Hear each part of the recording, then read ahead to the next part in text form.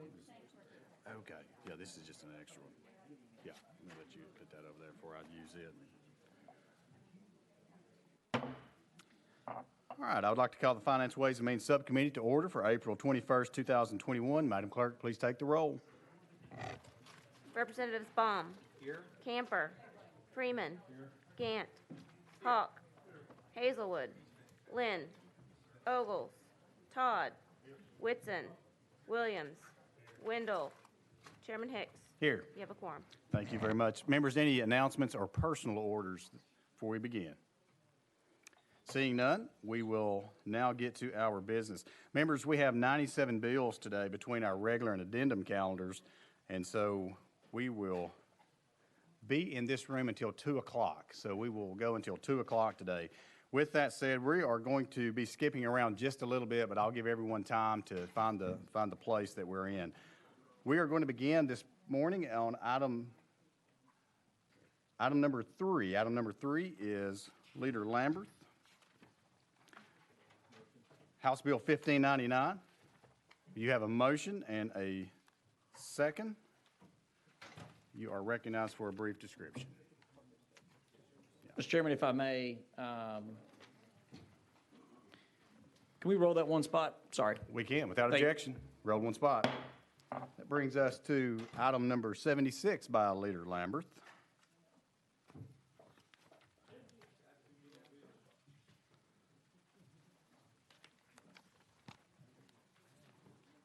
You want to roll it down? Item number 76.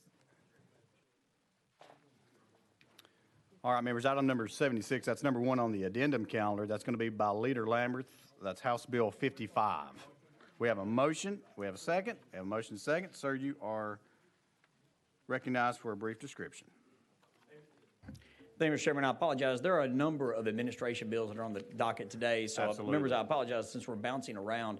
I believe if this bill, is this the Spencer-Bristol Act? That's correct, sir. Yes, and this bill deals with evading arrest from law enforcement officers. We had an officer that was killed in our district, and the penalty was embarrassingly low because of the nature of the crime. And so this would increase those penalties to an appropriate level. All right, thank you, sir, for this description. Members, any discussion on House Bill 55? Seeing none, we're now voting on House Bill 55, moving on to full finance. All those in favor say aye. All those opposed, no. The ayes have it. House Bill 55 moves to full finance. Leader, that brings us back to item number 3. If you're prepared for that particular one, that's going to be House Bill 1599. I think you're carrying that for Chairman Carter, sir. Yes, Mr. Chairman, I am, and that would... You have a motion second. You're recognized for a brief description. Yes, sir, Mr. Chairman. This would add 12 additional assistant district attorney positions, and Chairman Carter had filed this bill. I understand that this is not currently in the budget. That's correct, sir. Members, any discussion on House Bill 1599 for a sponsor? Seeing none, as the sponsor has alluded to, there is a cost. Therefore, we will have to place it behind the budget, considered at a later date. Without objection, House Bill 1599 behind the budget.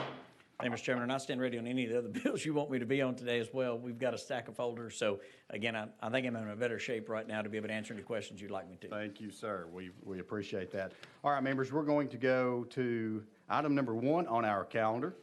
Item number 1 on our calendar is going to be Representative Hurt. We have a motion. We have a second. Motion to seconds. Chairman Hurt, it looks like there is an amendment traveling with House Bills, or there is a amendment we need to put on. Let me back up. Looks like that's drafting code 6757. Is that correct? Yes, sir, that's correct. All right, we have a motion and a second on the amendment.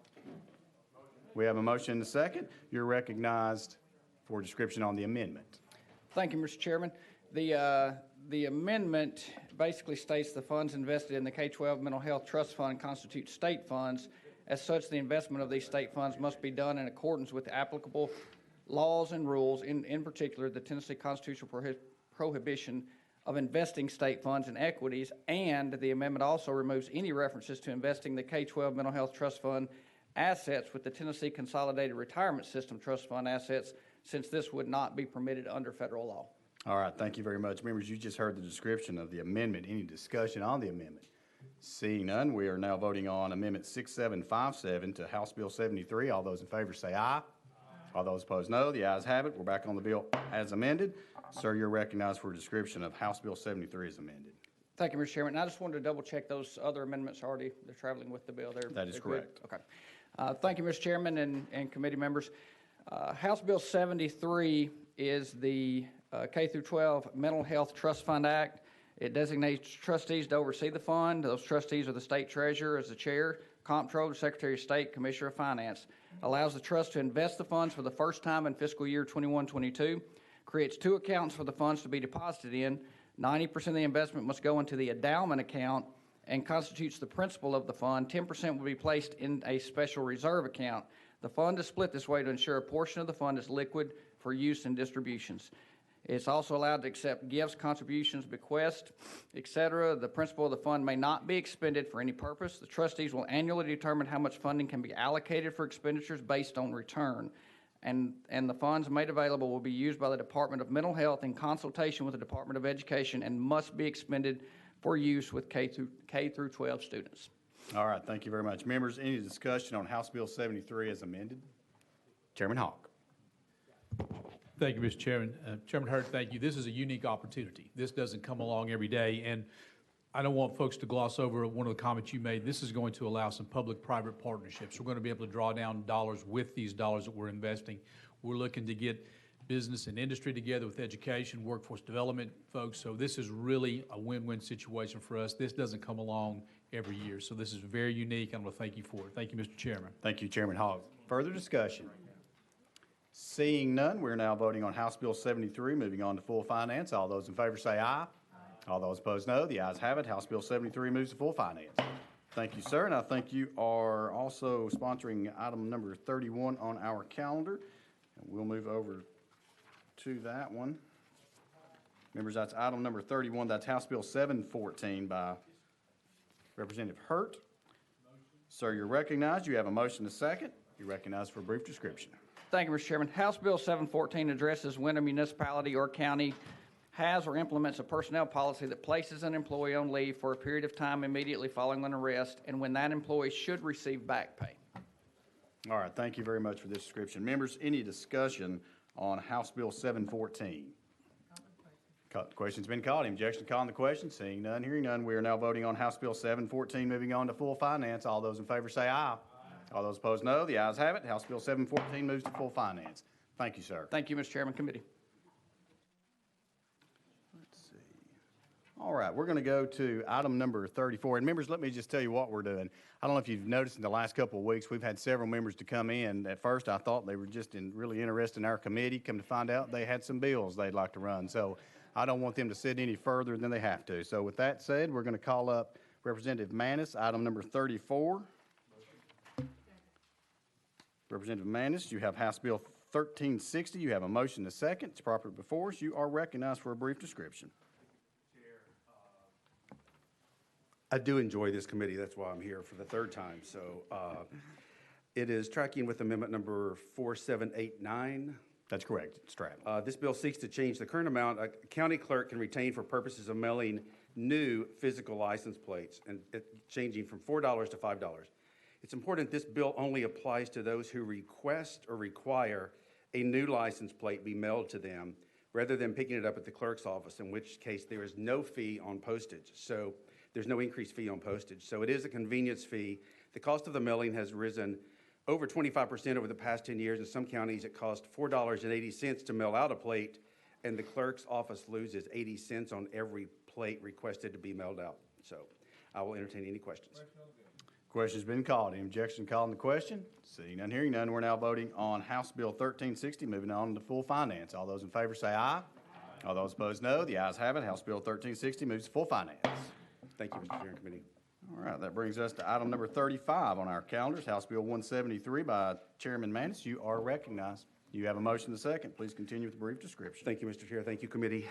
This is House Bill 173, requires the Emergency Communications Board to develop a statewide implementation plan to address the text to 911 service. As of May 2020, 11 of the state's 911 stations were ready for implementation, and 38 were in the process to launch.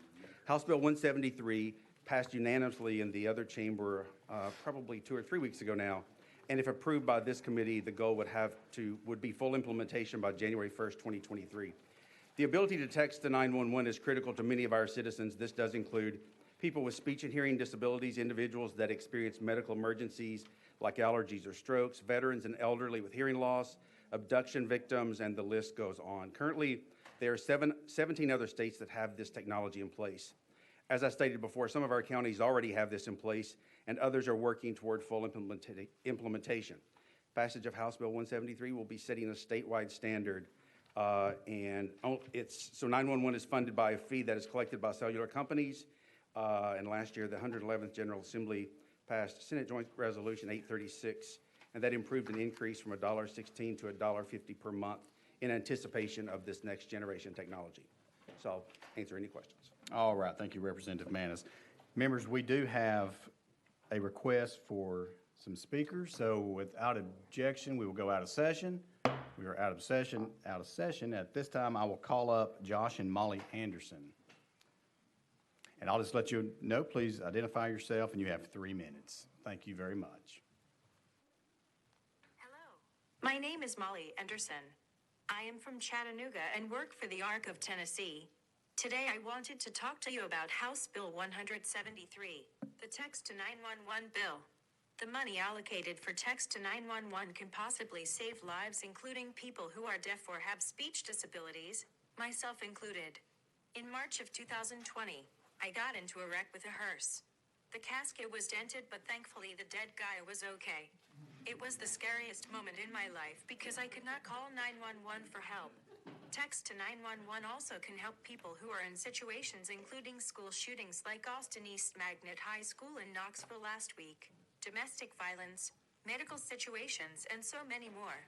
House Bill 173 does not increase state expenditures. Last year, the General Assembly increased the amount of the tariff that helps fund local 911 districts.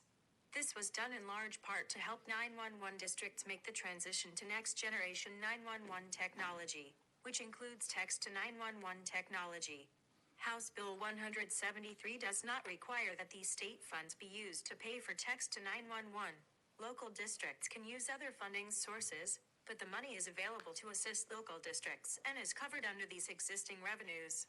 Let's make Tennessee better and save as many lives as we can with texting 911. And I have nothing to add besides that. Thank you, Ms.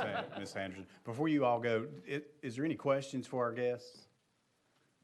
Representative Whitson, you're recognized, sir. I want to thank you for that testimony. That was the most powerful, meaningful testimony I've heard since I've been up here in 5 years. Thank you very much. Thank you. Anyone else? Any further discussion? Seeing none, thank you all so much. Without objection, we'll go back into session. And I will answer any additional questions, Mr. All right, Chair. thank you, sir. Members, any questions for Representative Manis? Any discussion? Seeing none, thank you for working on this. I know this is something you've been working on for a while. It does have a cost associated with it, and so there's a little more work to do before we're ready to pass this along and be able to vote on it. So without objection, House Bill 173 will be placed behind the budget. All right, members, that brings us to item number 36. Item number 36 is also by Representative Manis, House Bill 944. Sir, you're recognized. Thank you, Mr. Chair and committee. Members, House Bill 944 seeks to just unify the code by deleting TC 8-21409 that as written only applies to 2 fee-based court systems, and they happen to be in Knoxville. You have a motion second. Okay. Go right ahead. I'm sorry. No, you're fine. Go right ahead. These 2 Knox County courts are the only ones out of the 95 counties that have a different fee structure. House Bill 944 would put these courts in line with the rest of our state. It also would have a positive impact on court fees with these 2 local courts. This legislation was brought to me by the Clerk and Master of the Knox County Chancery Court and also Honorable Charles Susano III, Knox County Circuit Civil Sessions and Juvenile Court Clerk. So, all right, thank you very much. Question's been called. Any objection called on the question? Hearing none, seeing none, we're now voting on House Bill 944, moving on to full finance. All those in favor say aye. Aye. All those opposed, no. The ayes have it. House Bill 944 moves to full finance. Thank you, sir. Thank you, Mr. Chair. Thank you, committee. All right, members, that brings us to item number 38. Item number 38 on your calendar is going to be House Bill 616 by Representative Rudder. You have a motion and a second. You are recognized for a brief description on House Bill 616.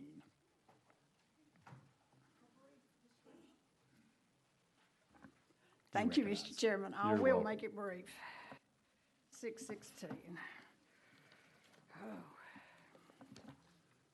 616 revises the conflict of interest provision for the county financial management system of 81 by amending the conflict of interest provision so that it only applies to county employees who are actually involved in the purchasing process. All right, thank you very much. Members, any discussion on House Bill 616? Hearing none, seeing none, we're now voting on House Bill 616, moving on to full finance. All those in favor say aye. All those opposed, no. The ayes have it. House Bill 616 moves on to full finance. Thank you, Mr. Chairman and committee. All right, members, that brings us to item number 39. Item number 39, also by Representative Rudder, House Bill 622. You have a motion to second. Looks like there is an amendment we need to draft, drafting code 7240. Is that correct? Yes, You have a motion to second. And this amendment simply says that this committee, they can meet, that this board can meet with no proxies and no electronic meetings. All right, thank you very much. Members, question's been called on the amendment. Objection called on the question. Seeing none, hearing none, we're now voting on the amendment 7240 to House Bill 622. All those in favor say aye. All those opposed, no. The ayes have it. We'll vote on the bill as amended. Members, any discussion on House Bill 622 as amended? Question's been called. Any objections called on the question? Seeing none, hearing none, we're now voting on House Bill 622, moving on to full finance. All those in favor say aye. All those opposed, no. The ayes have it. House Bill 622 moves to full finance. Thank you, Mr. Chairman and committee. Thank you. Members, that brings us to item number 40. Item number 40 is House Bill 987. We do have a request that is taken off notice, so without objection, House Bill 987 will be taken off notice. All righty, that brings us to item number 41. Item number 41 on our calendars, House Bill 772 by Representative Russell. Sir, you have a motion and a second. You're recognized for a brief description on House Bill 772. Thank you, Mr. Chairman and committee. House Bill 772 amended with the Amendment 4347 just simply gives our volunteer firefighters $600 paid for their yearly in-service. All right, thank you very much. Members, any discussion on House Bill 772? Question's been called. Any objection calling the question? Hearing none, seeing none, we're now voting on House Bill 772. Moving on to full finance. All those in favor say aye. All those opposed, no. The ayes have it. House Bill 772 moves on to full finance. Thank you. Thank you, sir.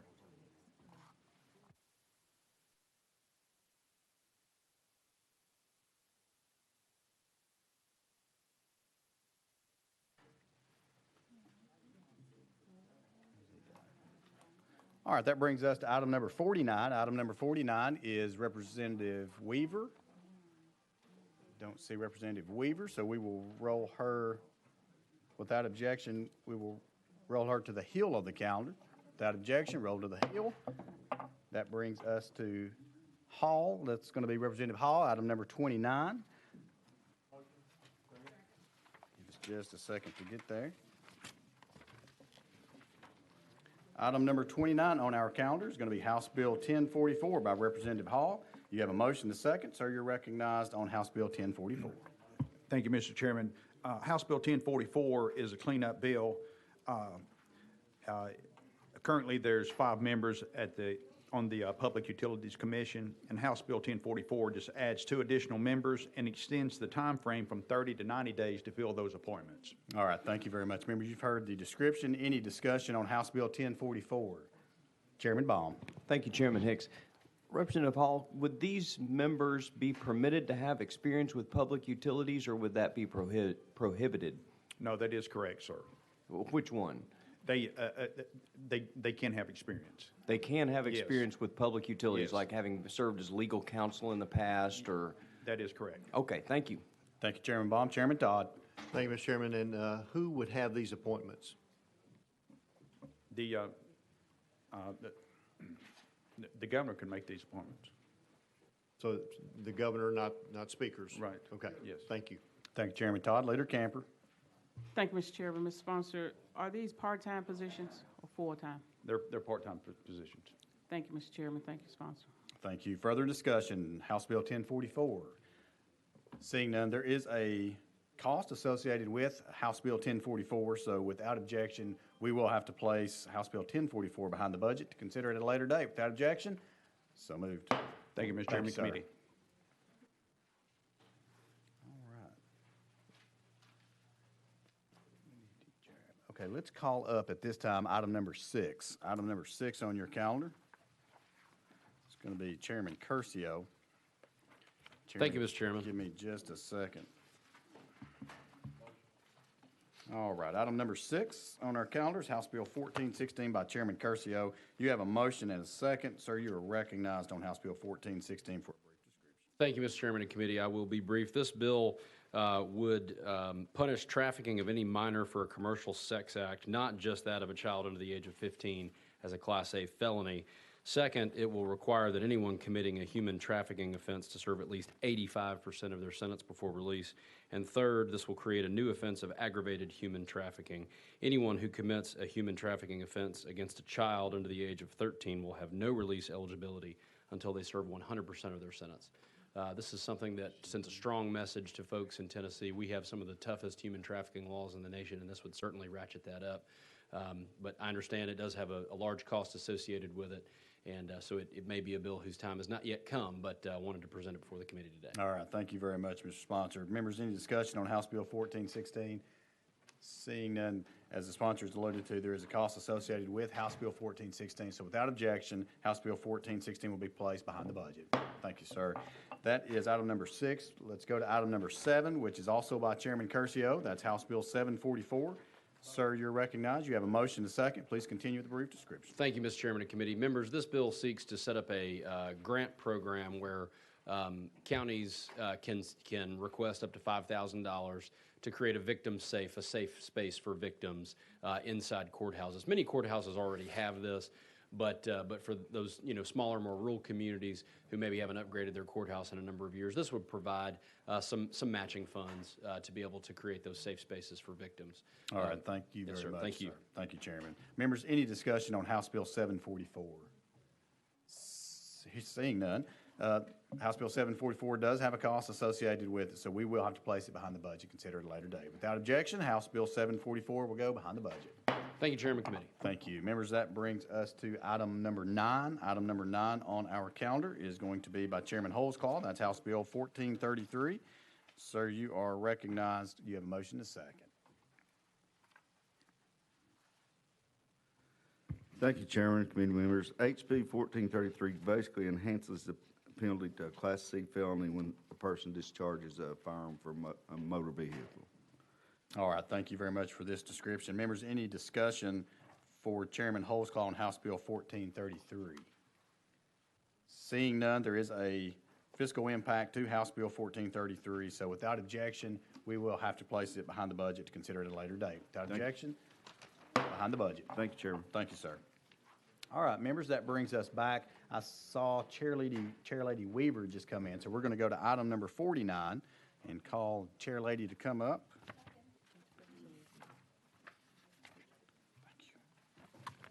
We have a motion, a second. Members, again, we're on item number 49, House Bill 1540 by Representative Weaver. You have a motion, a second. You're recognized for a brief description. Thank you, Chairman. This is a pensions and retirement benefits, as introduced, allows any member of the Tennessee Consolidated Retirement System to obtain credible service for prior service while a participating member of a city, metropolitan government, or a county retirement system will also apply as well. So this is a good bill. All right, thank you very much. Members, any discussion on House Bill 1540? Any discussion? Hearing none, seeing none, we're now voting on House Bill 1540, moving on to full finance. All those in favor say aye. All those opposed, no. The ayes have it. House Bill 1540 moves to full finance. Thank you. Thank you, Chair Lady. Okay, we need to grab anybody else.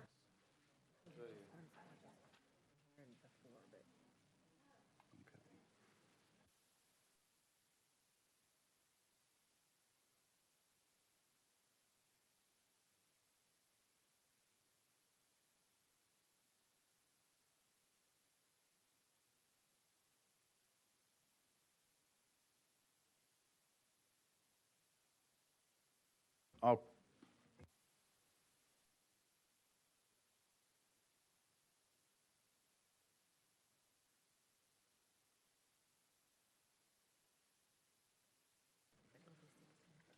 Okay, members, we're going to go to item number 16. Thank you for being patient. Item number 16.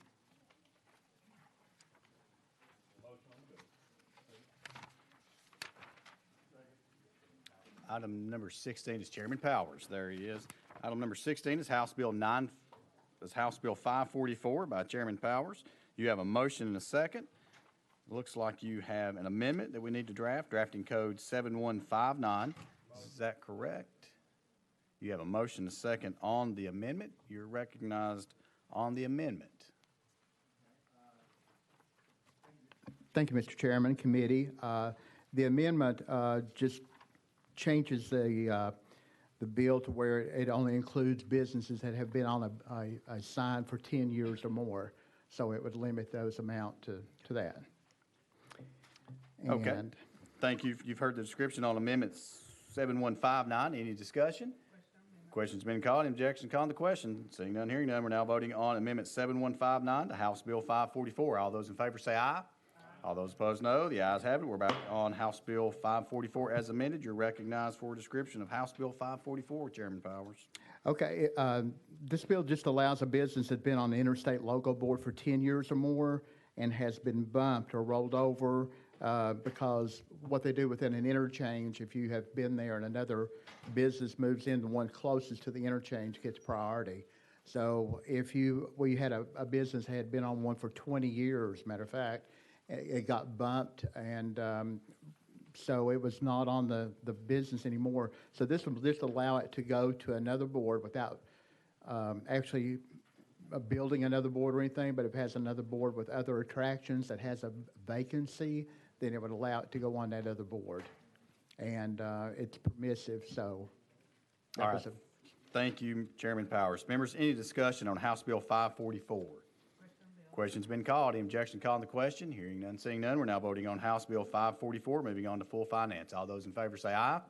All those opposed, no. The ayes have it. House Bill 544 moves to full finance. All right, brings us to item number 2, also by Chairman Powers. Yes. Item number 2 on our calendar. We'll give you just a second to get there. Okay. Item number 2 on our calendar is House Bill 90 by Chairman Powers. You have a motion, a second. You are recognized for a brief description. All right. Thank you, Mr. Chair. House Bill 90 is an administration bill. Presently, OSM, the Office of Surface Mining, regulates surface mining in Tennessee. We're the only state in the union without a state-regulated program. In 2018, I sponsored the Primacy and Reclamation Act, directing the governor to pursue state oversight of this bill, frequently referred to as primacy. In order for us, Tennessee, to receive primacy from the federal government, OSM must determine in their discretion that our program is at least as stringent as federal law and that the state has the financial capability to administer and operate the program. So with that, Mr. Chairman, I render my motion. Thank you, Chairman Powers. You've heard the description. Question's been called. Any objection called on the question? Seeing none, hearing none, we're now voting on House Bill 90, moving on to full finance. All those in favor say aye. All those opposed, no. The ayes have it. House Bill 90 moves to full finance. Thank you, Mr. Chairman. Committee. Members, that brings us to item number 85, also by Chairman Powers.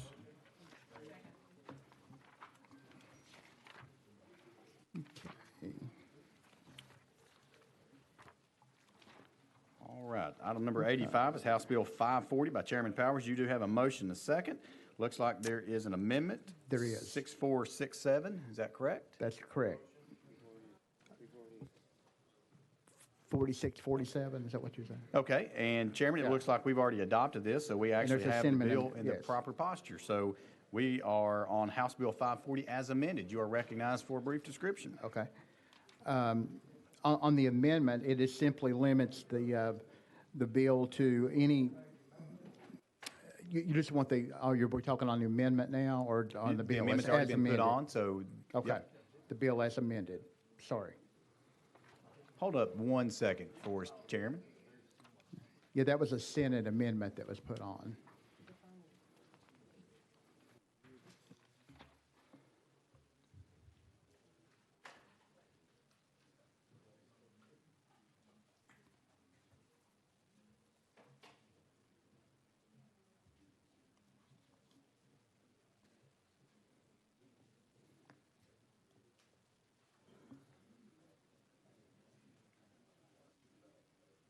Make sure that's on record. Chairman, I think that what the problem is, these amendments look really close. Okay. So the one that we have adopted is 6467. That's correct. Just make sure that's correct. That is Okay. correct, All yes. right, great. Okay.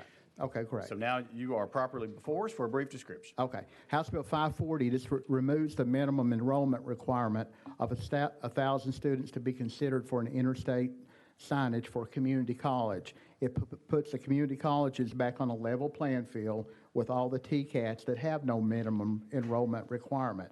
And the current statute requires that the minimum community college be within 19 miles of an interchange, and this bill would just be limited to the Rome State Community College in Campbell County. And with that, Mr. Chairman, I renew my motion. Thank you very much. Members, any discussion on House Bill 540? Questions been called? Any objection to calling the question? Hearing none, seeing none, we're now voting on House Bill 540, moving on to full finance. All those in favor say aye. All those opposed, no. The ayes have it. House Bill 540 moves to full finance. All right. Thank you, Mr. Chairman. Thank Committee. you, sir. All right. Where we going now? Yeah, we'll just go back to.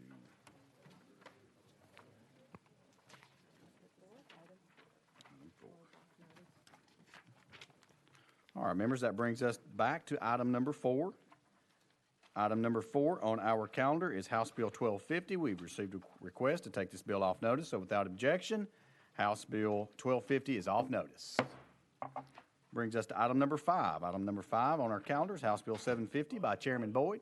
Sir, you have a motion and a second. You're recognized for a brief description.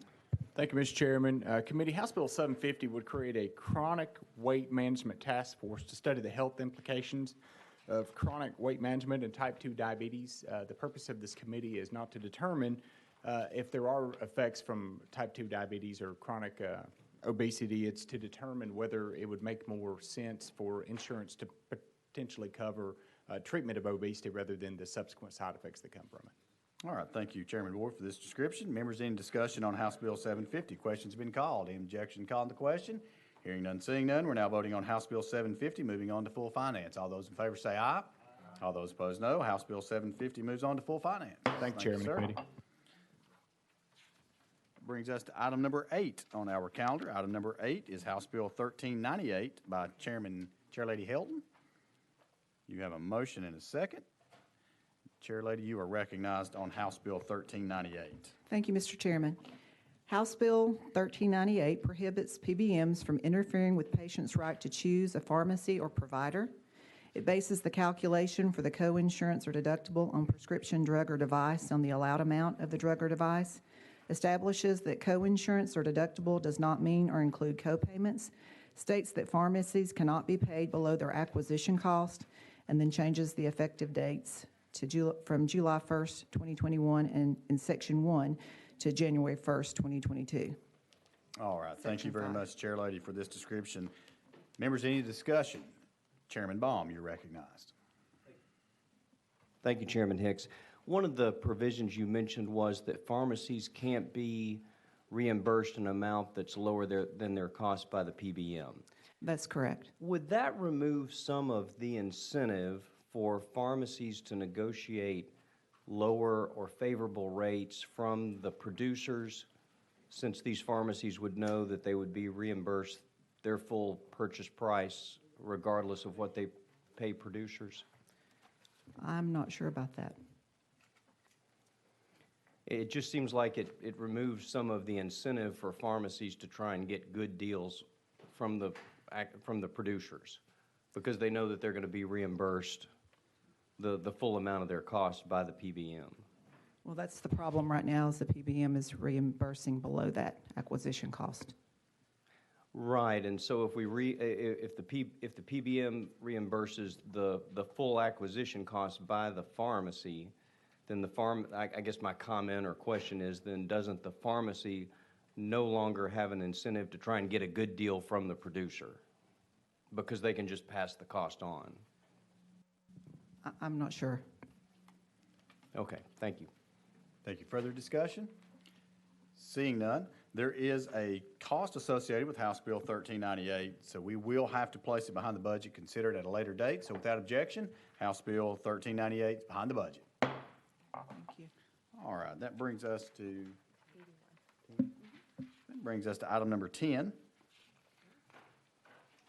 I think that's Chairman Howe. I think she's got, hold up one second, Chairlady. I think you've got one more. Sorry about that. Let's go to item number 81. I think that is correct. Members, that's item number 81. That's item number 81 on our calendars, House Bill 854 by Chair Lady Helton. You have a motion and a second. You're recognized for a brief description. Thank you. This bill, it adds 2 weeks to the deadline for filing Greenbelt applications, and then it deletes a prohibition for refunding rollback taxes when it is imposed in error by the buyer or seller at the time of a sale. All right, members, you've heard the description of House Bill 854. Any discussion? Question. Question's been called. Any objection to calling the question? Hearing none, seeing none, we're now voting on House Bill 854. Moving on to full finance. All those in favor say aye. All those opposed, no. The ayes have it. House Bill 854 moves to full finance. Thank you. Thank you, Chair Lady. Well, that brings us back to item number 10 by Chairman Howell. Item number 10 is House Bill 123 by Chairman Howell, as he made it in. Yeah, we're going to roll. Since I don't see him, we will roll House Bill, actually items 10 and 11. That's House Bill 123 and House Bill 124 respectively. We will roll that to the Hill. Without objection, roll to the Hill. All right, that brings us to item number 12. Item number 12 on our calendars, House Bill 813 by Chairman Lafferty. Sir, you have a motion and a second. You're recognized for a brief description. Thank you, Mr. Chairman and committee. What we have today is a bill we're calling the Food Freedom Bill.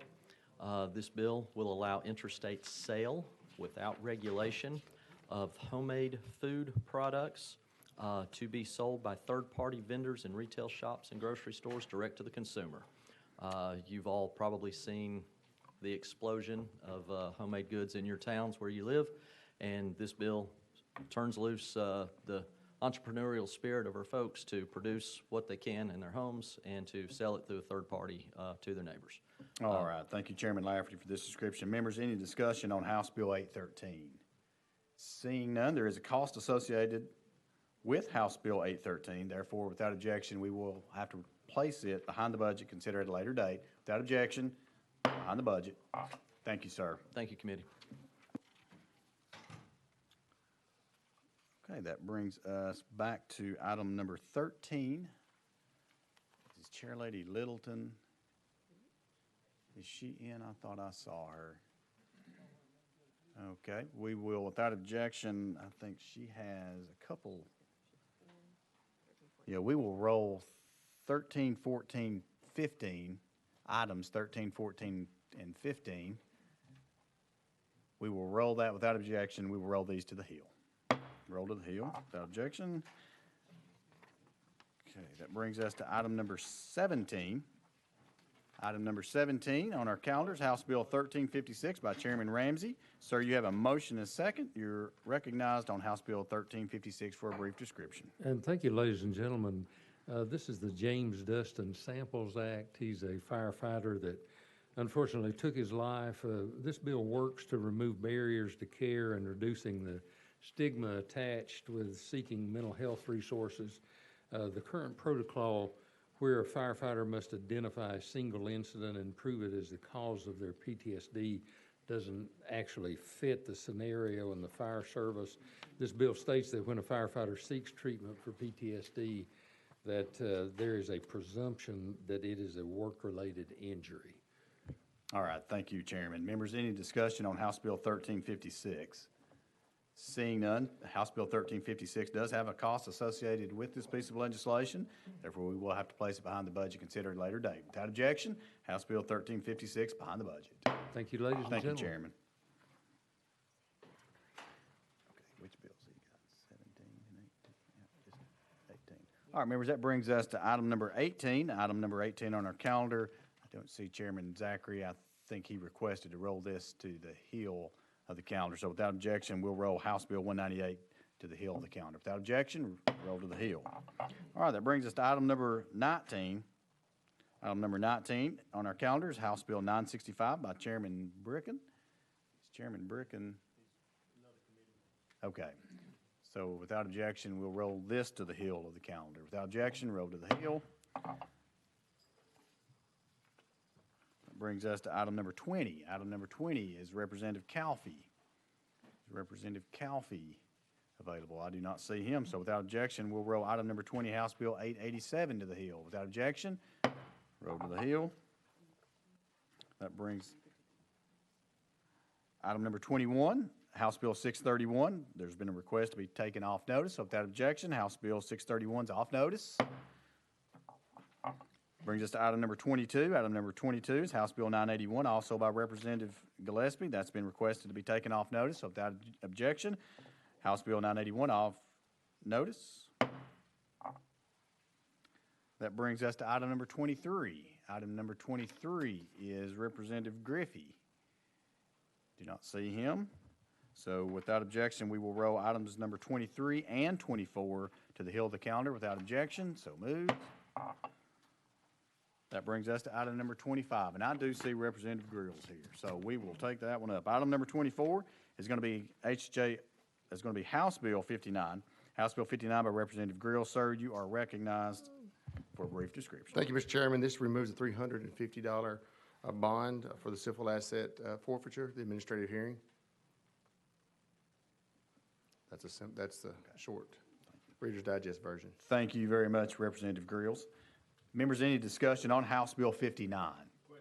Seeing none, House Bill 59 does have a cost associated with it, so without objection, we will have to place it behind the budget. Without objection, so moved. All right, that brings us to item number 26. Item number 26 on our calendar is House Bill 1140 by Representative Grills. You have a motion and a second. You are recognized for a brief description on House Bill 1140. Thank you, Mr. Chairman. This bill will raise the compensation rate for the Reelfoot Lake Regional Utility Planning District. Okay, you have a motion and a second. You've heard the description. Members, any discussion on House Bill 1140? Hearing none, seeing none, we're now voting on House Bill 1140, moving on to full finance. All those in favor say aye. All those opposed, no. The ayes have it. House Bill 1140 moves to full finance. Thank you. Thank you. All right, I saw Representative Griffey come in. Let's back up here.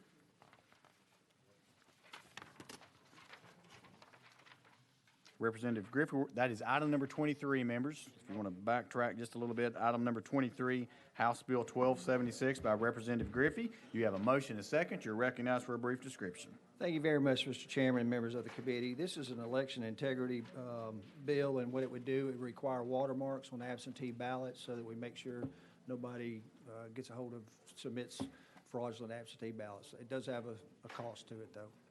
All right, thank you, Representative Griffey. We appreciate that description. Members, any discussion on House Bill 1276? Seeing none, we're now voting on House Bill 1276, moving on to full finance. All those in favor say aye. All those opposed, no. The ayes have it. House Bill 1276 moves to full finance. Thank you very much, Mr. Chairman. Thank you. That brings us to item number 24. Item number 24 on our calendar is HJR 3, and we will be having a constitutional calendar amendment. So without objection, we will be moving HJR 3 to the constitutional amendment calendar. Yes, sir, you're recognized. Mr. Chairman, can I take a moment of personal privilege to recognize the veterans that came here to support the House Resolution 3? Gentlemen, if you would mind standing up so we can recognize. Absolutely. Thank you, Representative Griffey, and thank you, gentlemen, for being here. Thank you very much. This will go on that calendar. It will go on that calendar. So thank you very much, Chairman and members of the committee. Thank you. Without objection, item number 24, HJR 3 by Representative Griffey will be placed on the constitutional amendment calendar. Without objection, so moved. All right. Brings us to, okay, item number 27. Is Representative Hakeem here?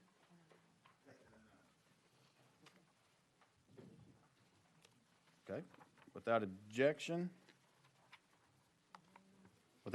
House Bill 720, item 27, will be rolled to the Hill. Without objection, so moved. All right, that brings us item number 28. That's also by Representative Hakeem. That's House Bill 840. Without objection, that will be rolled to the Hill. Without objection, so moved. Okay.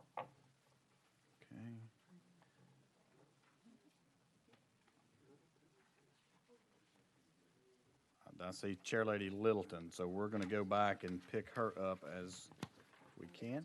That's going to be item number 13. You have a motion, a second. Give us just a second to get there. All right. right, item number 13 is House Bill 236 by Chair Lady Littleton. You have a motion, a second. You're recognized for a brief description. Thank you, Mr. Chairman. This allows the county clerk or the contacted entity to collect an additional $1 per license issued from the customer. This is on the Tennessee Real ID, and authorizes contracted entities who are issued Real ID compliant license to receive $3 per license. This came from the county court clerks, and we're trying to get a letter from the CARES Act to pay for this. So. All right, thank you very much. Members, you've heard the description from the sponsor. Any discussion on House Bill 236? Seeing none, as the sponsor has alluded to, there is a cost associated with this piece of legislation, and we will have to place it behind the budget and consider it at a later date. So without objection, House Bill 236 goes behind the budget. Brings us to item number 14, also by Chair Lady Littleton. That's House Bill 465. You have a motion and a second. You are recognized for a brief description. This is when testing a child for the presence of a controlled substance in the child's body.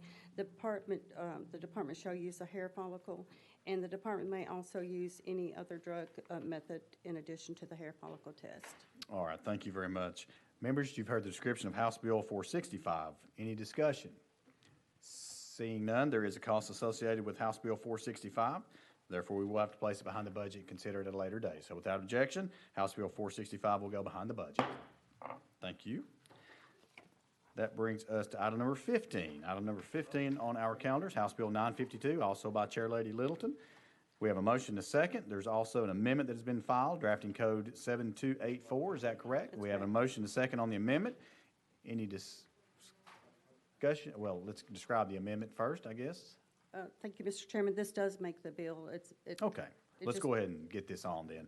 Any discussion? Seeing none, hearing none, we're now voting on amendment drafting code 7284 being attached to House Bill 952. All those in favor say aye. All those opposed, no. The ayes have it. We're back on the bill as amended, and you're recognized for a description. This is a county that provides a retirement and pension plan to its employees through a state consolidated retirement system. With the approval of an establishment program by the county legislative body, may provide for the establishment of retirement credit for employees who are activated into active duty service in the armed forces of the United States and regain employment with the county after such military service no later than 6 months after being honorably discharged. All right, thank you, Chair Lady. Members, any discussion on House Bill 952? Question's been called. Any objection to call the question? Hearing none, seeing none, we're now voting on House Bill 952, moving on to full finance. All those in favor say aye. All those opposed, no. The ayes have it. House Bill 952 moves to full finance. All right, that brings us to item number 83, also by Chair Lady Littleton.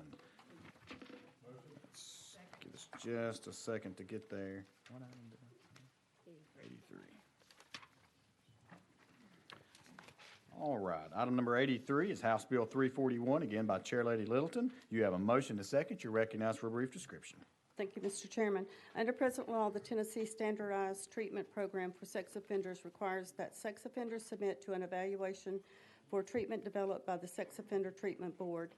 And this adds to that Trafficking for Commercial Sex Act, patronizing prostitution from a person who is 18 years or younger and has intellectual disabilities, or promoting the prostitution of a minor, or criminal attempt, conspiracy, or solicitation to commit any of the above offenses. All right, thank you very much. Members, you've heard the description of House Bill 341. Any discussion?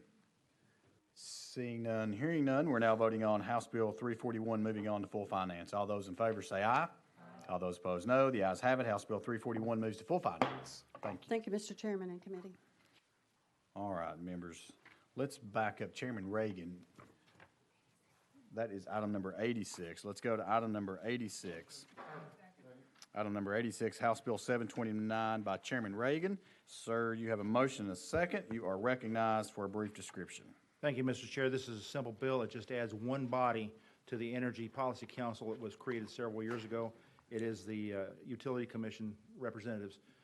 They came to me and asked to be put on it, and I think they have a valid request. With that, all right. Thank you, Chairman. Any discussion on House Bill 729?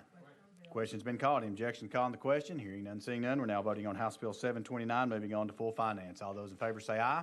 All those opposed, no. The ayes have it. House Bill 729 moves to full finance.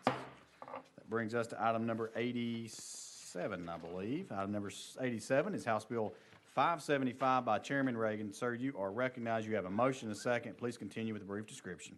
Thank you, Mr. Chair. Briefly, sections 1 through 5 of this amendment is cleanup language for a bill that we passed already. The bill takes the 6 metro health departments and puts them under the authority of county mayors. Does not change the responsibilities of the health department, only the authority.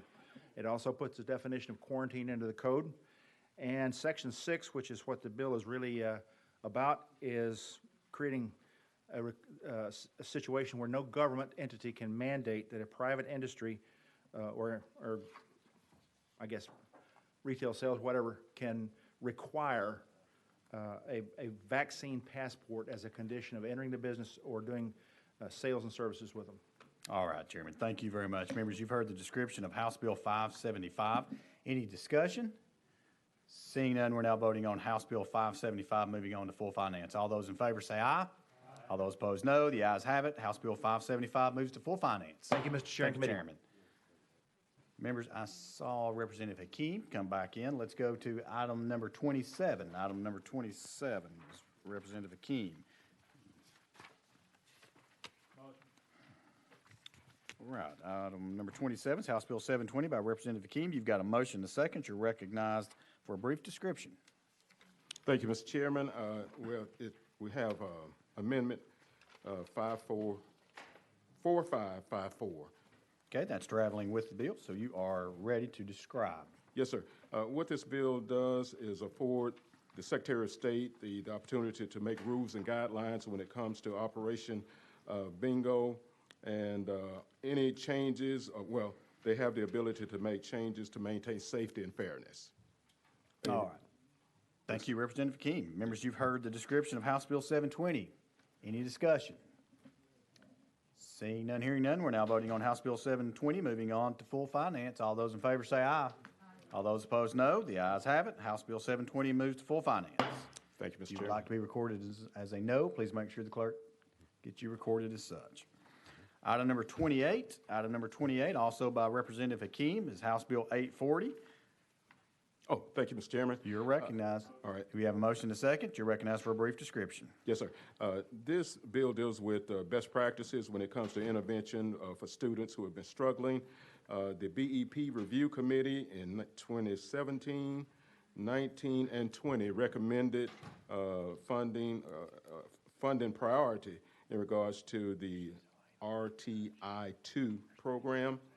And this does not contradict anything we've done in special session. The Department of Education has no problem with, I'll use the term, they gave it a thumbs up, and that's essentially it, sir. All right, thank you very much for that description.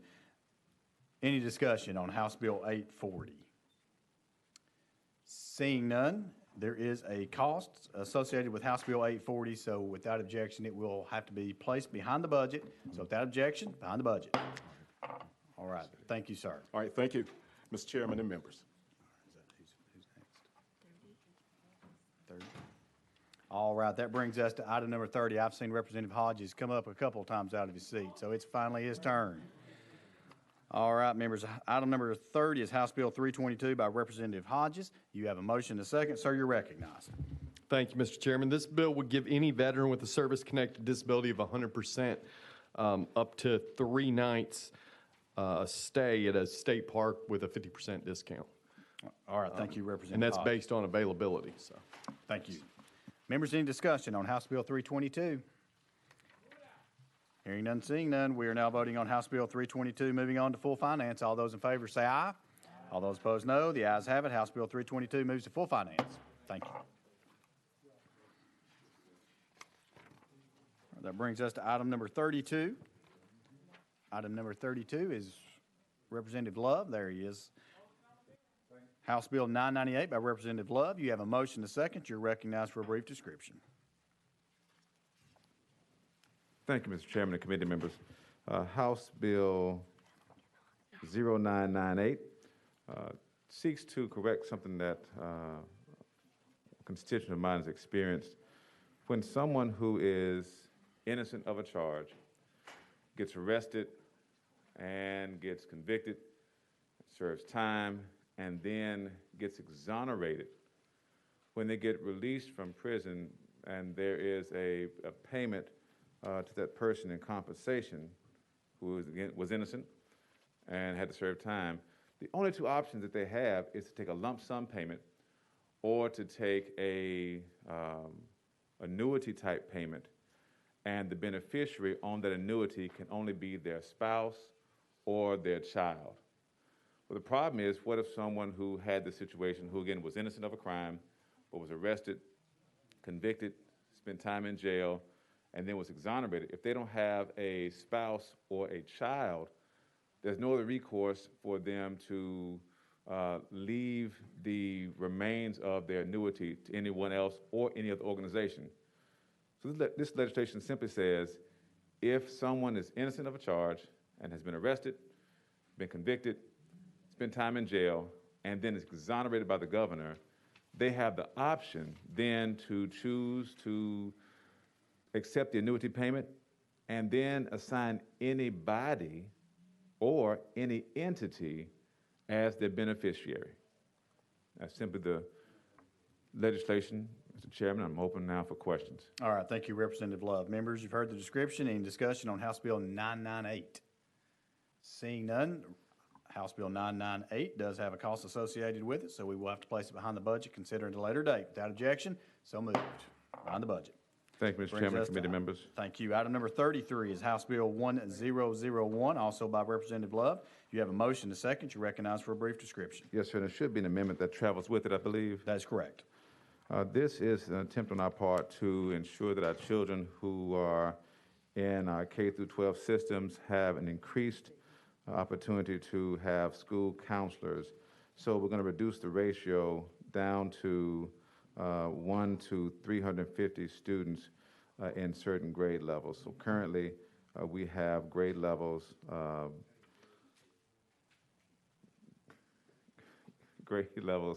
that already have 350 ratio, 1 to 350. This simply seeks to line that up with them. And I know there's a slight cost to this. Well, thank you, Representative Love, for that description and for pointing that out. Members, in discussion on House Bill 1001. Seeing none, as the sponsor graciously alluded to, there is a cost associated with House Bill 1001, so without objection, House Bill 1001 will be placed behind the budget. Without objection, so moved. Thank you, Mr. Chairman, committee members.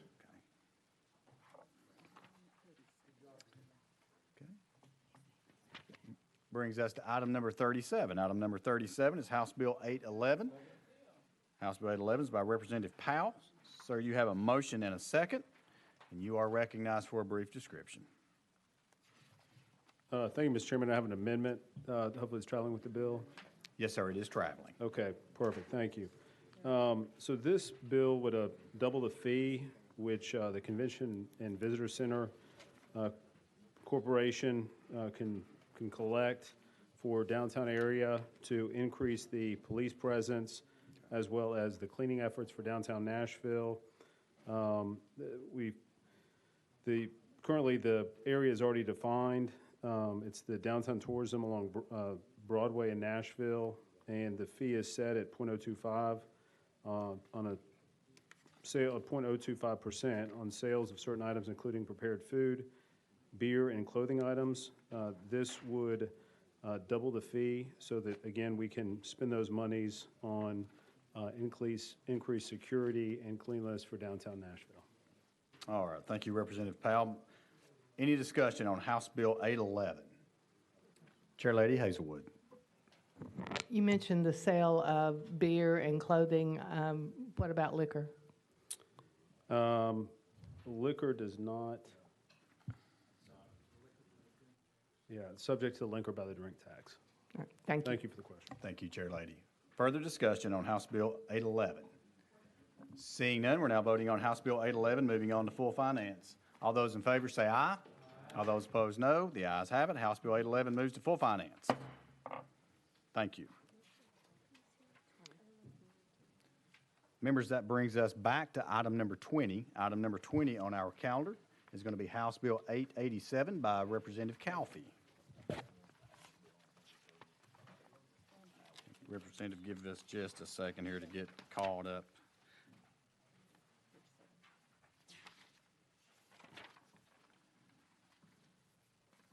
Item number 20. Item number 20 is House Bill 887 by Representative Calfee. We have a motion to second. We have a motion to second. Sir, you are recognized for a brief description. Allow people that rent such things as, but not in, totally included, paddle boards, kayaks, canoes, rock climbing equipment, stuff like that, that don't have a facility in our state parks, should generate considerable revenue to help the state parks become sustainable. All right, thank you, Representative Calfee. Members, you've heard the discussion, the description of House Bill 887. Any discussion? Question's been called. Any objections called on the question? Seeing none, hearing none, we're now voting on House Bill 887, moving on to full finance. All those in favor say aye. All those opposed, no. The ayes have it. House Bill 887 moves to full finance. Thank you, Chairman sir. and committee. All right, what does that bring us to? Back to 42. All right, members, that brings us to item number 84. Item number 84 on our calendar is going to be House Bill 530 by Chairlady Moody. You have a motion and a second. You are recognized for a brief description on House Bill 530. Thank you very much. This will establish a reward for information leading to the arrest of any person responsible for the shooting of a law enforcement officer in the line of duty. The reward is $10,000 if the officer is injured in the shooting, or $20,000 in the event the officer is killed in the shooting. So, of course, it's not predictable when or how many you would be needing the money for, but that's what the bill does. All right, thank you, Chairlady. Members, any discussion on House Bill 530? Seeing none, hearing none, we're now voting on House Bill 530, moving on to full finance. All those in favor say aye. All those opposed, no. The ayes have it. House Bill 530 moves to full finance. Thank you all. Thank you. Members, that brings us back to item number 42. Item number 42 is House Bill 171 by Representative Sparks. Representative Sparks, it looks like, do we have a motion to second? You have a motion to second. Looks like there's also an amendment, drafting code 4335. Is that correct, sir? Correct. We have a motion on the amendment. We have a motion to second. You're recognized on the amendment. Yes, sir. Thank you. This legislation was brought to me by my Chief Deputy, Chris Fly, the Rutherford County Sheriff's Department, and Tennessee Sheriff's Association. Members, several years back, we passed where our law enforcement officers were given the 25-year early retirement. This basically adds our local correctional officers to that bridge program, and this is also permissive to our locals. All right, you heard the description. Members, any discussion on the amendment? Hearing none, seeing none, we're now voting on Amendment 4335 to House Bill 171. All those in favor say aye. All those opposed, no. The ayes have it. We're back on the bill as amended. Any discussion on House Bill 171? Hearing none, seeing none, we're now voting on House Bill 171, moving on to full finance. All those in favor say aye. All those opposed, no. The ayes have it. House Bill 171 moves to full finance. All right, thank you, sir. That brings us to item number 43. Item number 43 on our calendars, also by Representative Sparks. It's House Bill 44. You have a motion to second. You're recognized for a brief description. Yes, just to give you a background on this bill, about a year and a half ago, my assistant, Marvin Williamson, and I put together a town hall opioid crisis meeting at my church, Parkway Baptist. We had about 110 folks attended, and Dr. Brian Terry, Tennessee Mental Health and Substance Abuse, as well as a local judge that works the drug court, both school superintendents. And this is kind of what come out of this, and I want to just read a quick letter from my school superintendent, who sadly passed away, members. So when I'm reading this, I call it the Dr. Linda Gilbert Act, but here's what she said. This is the last email I received from her. She just said, thank you, Representative Sparks, for reaching out. She said, yes, more funding for counselors would certainly help with the social emotional issues that we're seeing. Another area is social workers. They are vital, and many school districts are not able to fund them. She said, I also think it would be helpful for him and other lawmakers to talk with school superintendents about the issues we're seeing in very young children. And here's what I want to emphasize. She said, the behaviors of our 6 to 9-year-olds are like nothing we've ever seen before. They are inordinately disruptive and aggressive, and while we are bringing all of our resource into play, there's no place for these children to be assessed and be treated. I feel good about the Department of Education, what they're trying to accomplish in this area with emphasis on the whole child. I'm hopeful that Department of Mental Health and Substance Abuse will work alongside them to help address the upper tier children for whom there seems to be no answers. Thanks again, Linda. She was roughly a 50-year educator, very well respected, and I think this is an area that could help bridge the gap. I know it does have a small fiscal note on it, but I would really appreciate y'all's attention to trying to fund this piece of legislation. All right, thank you, Representative Sparks. Members, you've heard the description of House Bill 44. Any discussion? Seeing none, there is a cost, as the sponsor has alluded to House Bill 44. We will have to place it behind the budget at this time, but we will consider it at a later date. So without objection, House Bill 44 is behind the budget. That brings us to item number 44. Item number 44 on our calendar is House Bill 761, also by Representative Sparks. You have a motion and a second. Looks like there's an amendment that we need to draft. It's drafting code 6058, which we already drafted last time. So we are in the proper posture at this time. So we will recognize you for description on House Bill 761 as amended. Yes, thank you. Committee, this basically designates gun safes and gun safety devices as being tax exempt during a sales tax holiday.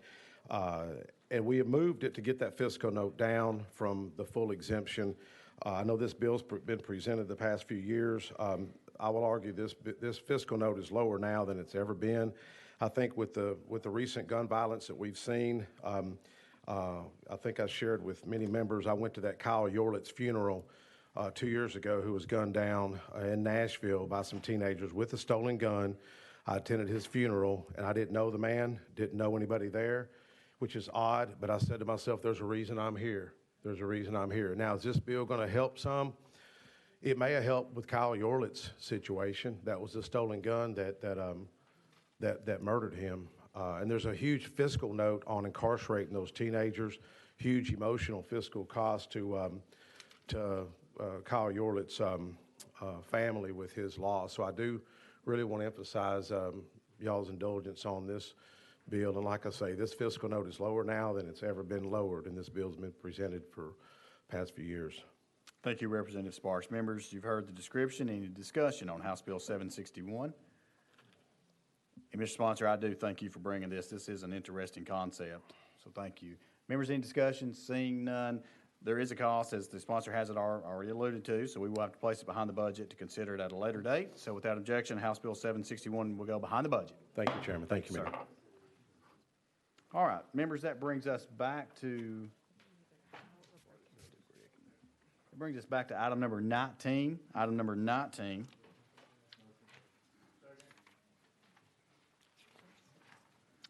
All right. Item number 19 on our calendar is House Bill 965 by Chairman Bricken. You have a motion and a second. Looks like there's an amendment that we need to draft. It's drafting code 7152. Is that correct? That is correct. We have a motion and a second on the amendment. You're recognized on the amendment. The amendment just changed the effective date of this bill to October 1 of 2021. All right, thank you for that description. Members, any discussion? Seeing none, we're now voting on Amendment 7152 on to House Bill 965. All those in favor say aye. All those opposed, no. The ayes have it. We're back on the bill as amended. You're recognized as on the bill as amended. Thank you, Mr. Chairman. This bill basically affects temporary fireworks stands in the state. And what it will do is any operator of a temporary stand must file with the state fire marshal a local business license to show they're locally licensed in that city or county before the fire marshal will issue a permit. All right, thank you very much, members. You've heard the description of House Bill 965. Any discussion on House Bill 965? Seeing none, hearing none, seeing none, we're now voting on House Bill 965, moving on to full finance. All those in favor say aye. Aye. All those opposed, no. The ayes have it. House Bill 965 moves to full finance. Thank you, sir. Thank you. All right, that brings us to item number 11. Item number 10.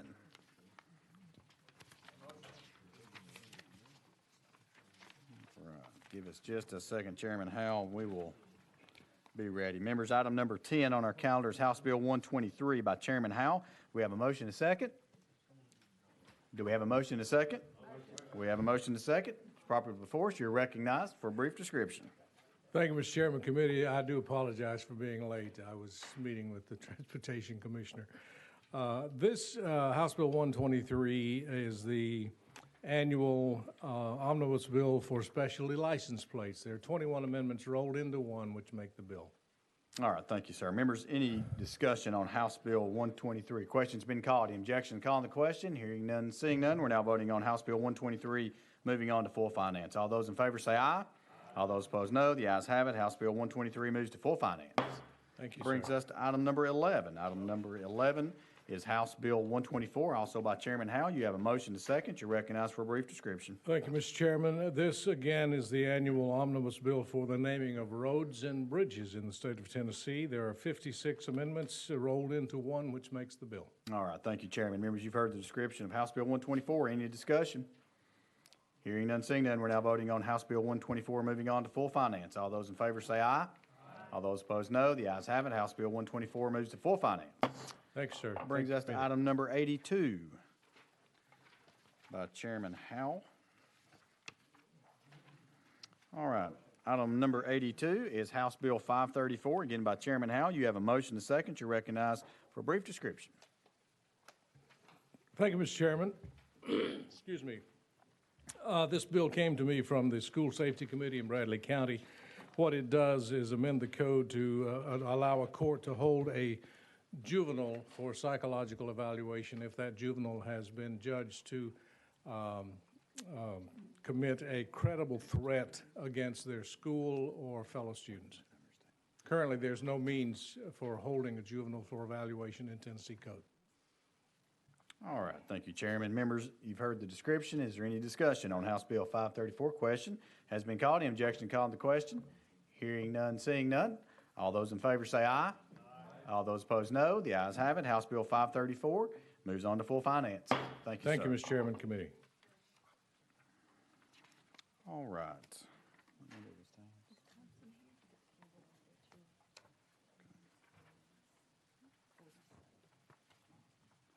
All right, members, thank you for your patience. We just want to make sure we can get caught back up here. I think we're back to item number 45. Item number 45 is Representative Thompson. Representative Thompson, House Bill 1031. You have a motion and a second. Sir, you're recognized on House Bill 1031 for a brief description.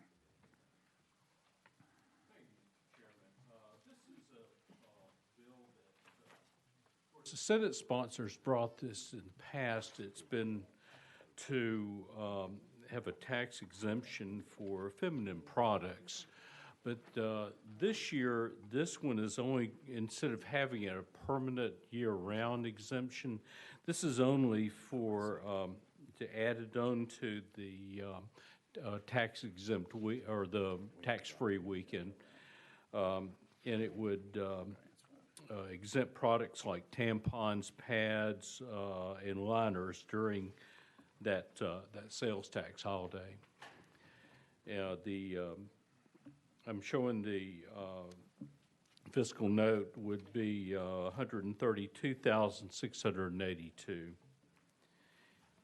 And by passing it, it would send a message to our states and taking an important step towards recognizing these products are a necessity and essential for women's health. All right, thank you, Representative Thompson. Members, you've heard the description of House Bill 1031. Any discussion? Seeing none, there is a cost associated with House Bill 1031, as the sponsors alluded to. Therefore, we will have to place it behind the budget to consider at a later date. So without objection, so moved. All right, that brings us to item number 46. Item number 46 on our calendar is House Bill 455, also by Representative Thompson. Sir, you are recognized. You have a motion and a second. You're recognized for a brief description. Thank you, Mr. Chairman. This is a bill that would include Tennessee in the Psychology Interjurisdictional Compact, or PsyPact, to make several improvements in psychological services statewide and join what's now a 15-member compact, and it's growing very fast nationwide, too. All right, The fiscal note is $8,400. I could not get a funding letter from Finance because they are not paying for it. It's the cost would be coming from the Board of Examiners in Psychology. It's committed to it. They have a reserve now over $1 million, and they want to draw that reserve down, but they're waiting to find the results of this bill before they do so. All right, thank you very much. Members, you've heard the description. Any discussion on House Bill 455? Question's been called. Any objection to calling the question? Hearing none, seeing none, we're now voting on House Bill 455, moving on to full finance. All those in favor say aye.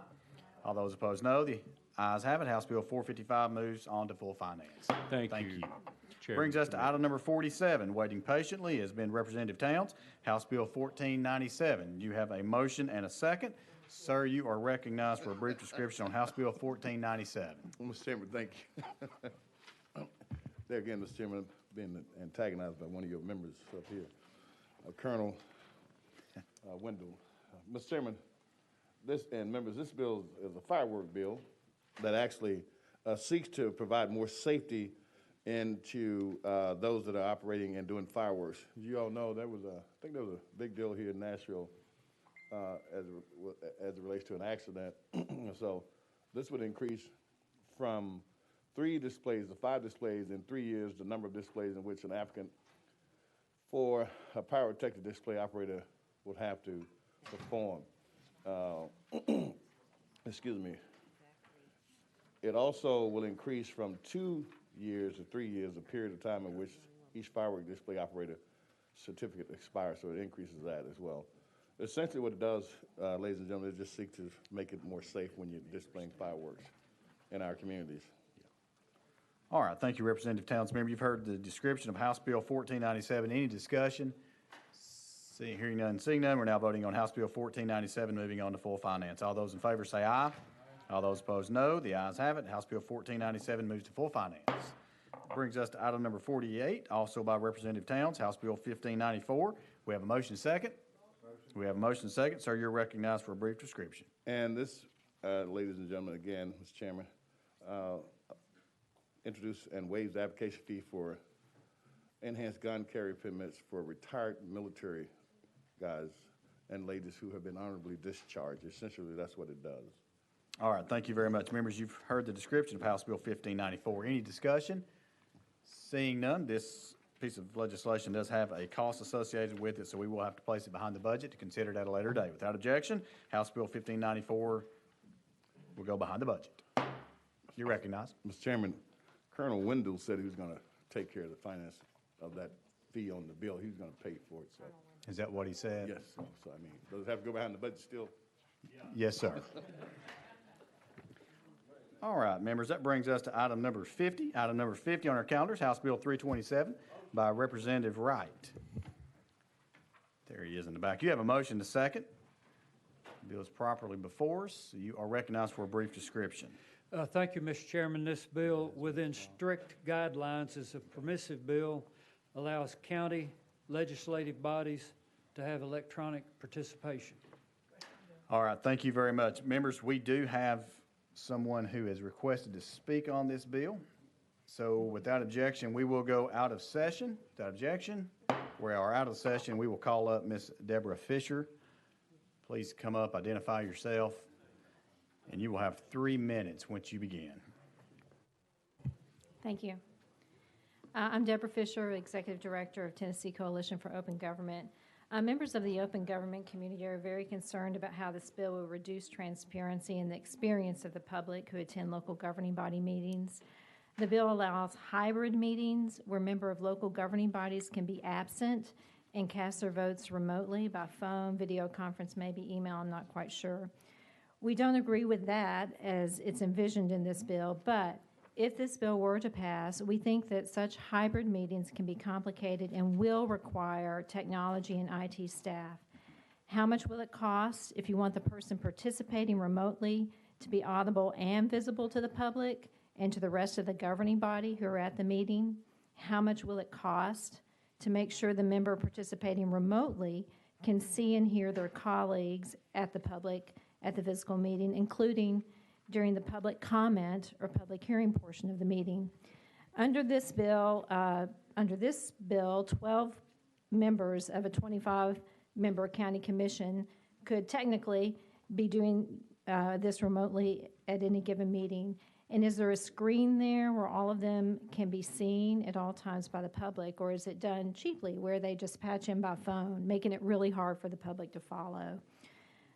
It would depend on how much the governing body would spend on technology and staff, but we do think that the governing bodies will have to spend something and do something. The bill is permissive to the member of the governing body, not to the governing body itself. If you compare this with other parts of the Open Meetings Act, you'll see the difference. Section 108 of the Open Meetings Act about electronic participation by state boards says a governing body may, but is not required to allow electronic participation. That same is in Section 109. This bill, however, says, notwithstanding the entire Open Meetings Act and Title 8, Chapter 44, the member of the legislative body may participate by any electronic means. So a governing body would be required to accommodate a member as long as that member met one of the 4 conditions outlined in the bill, and maybe accommodate that person on very short notice. Even if the governing body is okay with electronic participation, there is a cost. They either spend a lot and create the ideal that has been envisioned by the sponsors of this bill, or they do the very least, and the citizens don't get much at all. So we've suggested this bill is not urgent, it's not COVID-19 related, and we think it needs more study and have suggested it go to the Advisory Committee on Open Government, which is a 14-member committee appointed by the comptroller. All right, thank you, Ms. Fisher. Before Thank you you very go, much. members, any questions for our guest? Representative Whitson, you're recognized.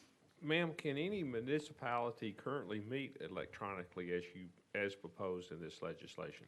The only municipal board that is written into Section 108 allowing electronic participation, that's for state boards, and there is one municipality that was written into that in 2005, and that was the city of Belmead, which had 3 commissioners at the time.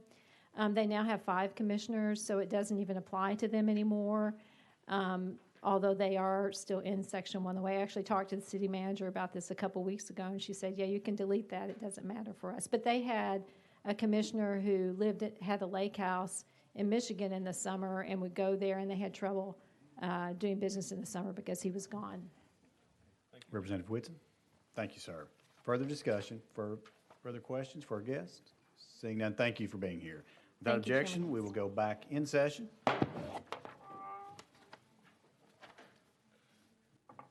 We will recognize the sponsor for any comments that you would like to give. Would you like to respond? Yes, thank you, Mr. Chairman and committee. The merits of House Bill 327 comes from the Cities and Counties Subcommittee via the local committee. The reason the bill is here today is because of the financial, physical memorandum, which says, due to multiple unknown factors, the extent and timing of any reoccurring permissive increases in local government expenditures cannot be reasonable to be determined at this time. This is not a county commission meet by telephone bill. This is a bill where the local legislative body, within strict guidelines, must come up with a policy if they want electronic participation. If you wish, I'll stand for questions on the strict guidelines. Again, I would like to see this move forward. All right, thank you, Representative Wright. Members, any discussion on House Bill 327? Chairman Hawk. Thank you, Mr. Chairman. And Representative Wright, thank you very much for bringing the bill. I know from whence you come.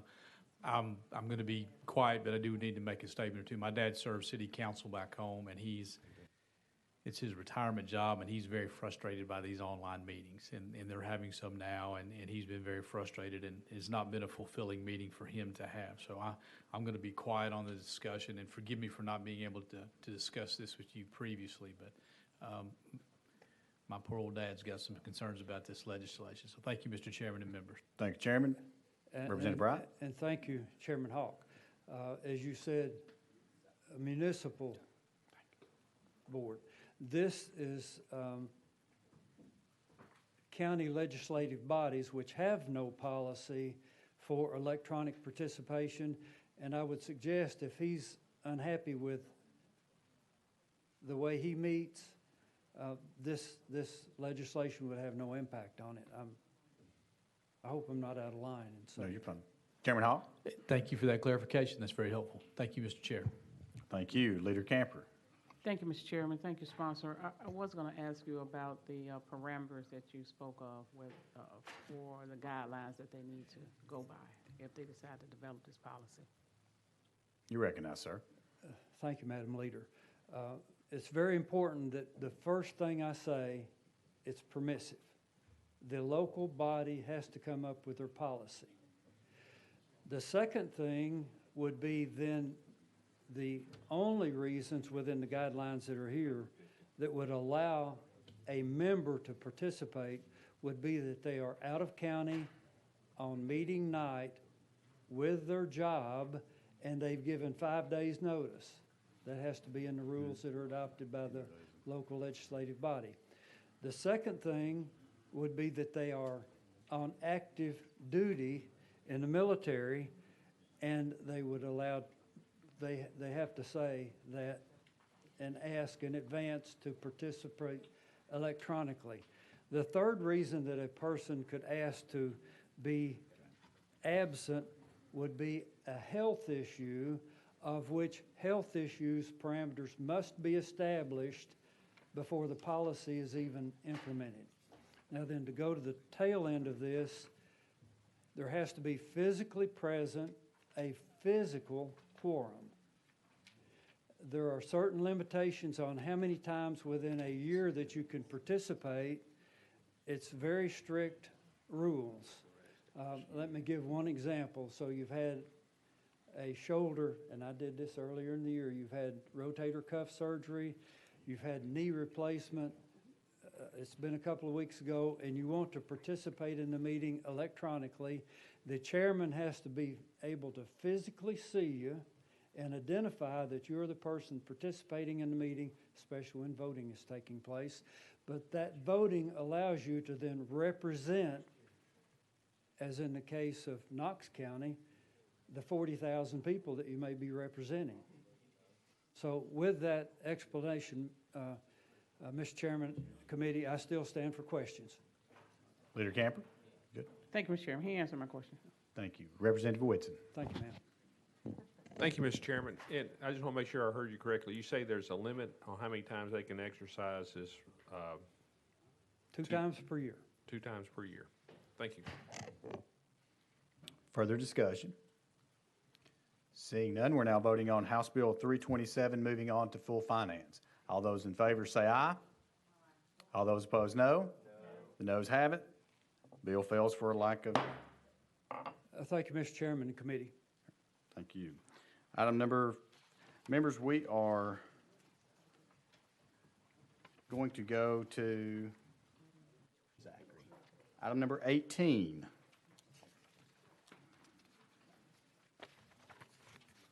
Item number 18 is going to be House Bill 198 by Chairman Zachary. You have a motion to second. Sir, you're recognized. Thank you, Mr. Chairman and committee. Mr. Chairman, there's some work to still be done because of the large fiscal note on this. So with your indulgence, I would ask that we roll this to the first calendar of 2022. All right, you've heard the request. Any objections? Seeing none, we will roll House Bill 198 to 2022. Yes, sir. Thank you. First calendar of 2022. Yes, Without objection, so moved. All right, that brings us to item number 90.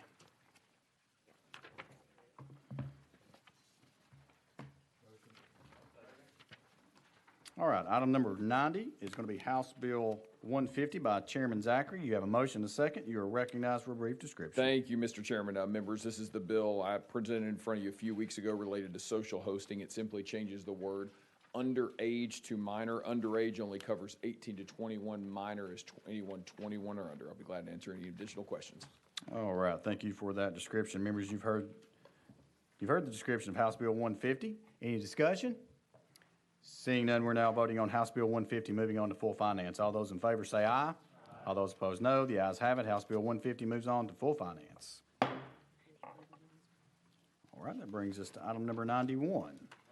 Item number 91, also by Chairman Zachary, is House Bill 1204. You have a motion, a second. We also have an amendment, drafting code 7346. Is that correct? Yes, sir, that's correct, Mr. We have a Chairman. motion, a second on the amendment.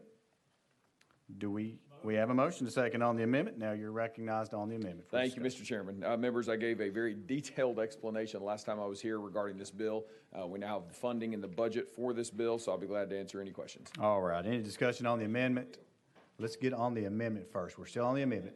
Question's been called on the amendment. Thank you, sir. Any objection to calling the question? Hearing none, seeing none? All right, that's retracted. Chairman Williams. Thank you. Thank you. I appreciate your hard work on this. The amendment obviously is where I have a question. I could have done it on the bill or whatever. But I noticed it doesn't mention, it's my understanding that this is a dual purpose facility for more than one entity. I don't see any language in the caption, in the bill language as it relates to the second sporting type there. My question is there been any discussion of whether that might be problematic as it relates to the entirety of the amendment and what makes the bill? You recognize that. Thank you, Mr. Chairman. It's my understanding it does not. And because of the way the bill is drafted, and because of the caption as broad as it is, it allows multiple events and different teams to take advantage of the venue that we're building. And soccer is what you're referencing, and we do have a memorandum of understanding for a soccer team in Knoxville, assuming this legislation is passed and our locals, because this is permissive, our locals pass this as well. And so our hope is to get a soccer team in addition to the baseball team. Chairman Williams. Yes, sir. I was aware of the memo of understanding. I just didn't notice that if there might be a question in the future as to whether or not this law applies to a different type of sport if it's not directly named in there. I'm supporting your bill. I'm supportive of it. I think it might be good for us to, before finance full, be able to confirm whether or not it needs to have that verbiage in there or not. Thank you. Thank you. I'll confirm that. Thank you. Thank you. Further discussion on the amendment? Seeing none, we're now voting on Amendment 7346 to House Bill 1204. All those in favor say aye. All those opposed, no. The ayes have it. We're back on the bill as amended. Any discussion on House Bill 1204 as amended? Representative Dodd. Thank you. I guess I want to make sure I'm understanding this completely. Right now, this area that this applies to, the physical area, how much tax revenues, sales tax revenues being generated by that area? You recognize. Thank you, Mr. Chairman. Zero. So this would be foregone revenue that's estimated here? Yes, sir. Thank you, sir. Thank you. All right, thank you. Further discussion on House Bill 1204? Seeing none, we're now voting on House Bill 1204, moving on to full finance. All those in favor say aye. All those opposed, no. The ayes have it. House Bill 1204 moves to full finance. Thank you, Mr. Chairman and committee. All right. That brings us to House Bill, hold up.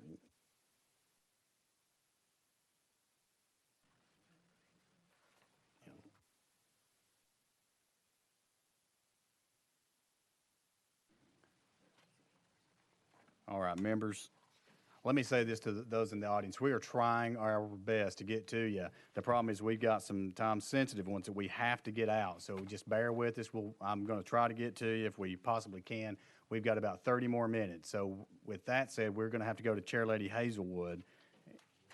So bear with us, members. We will get to you as quick as we can.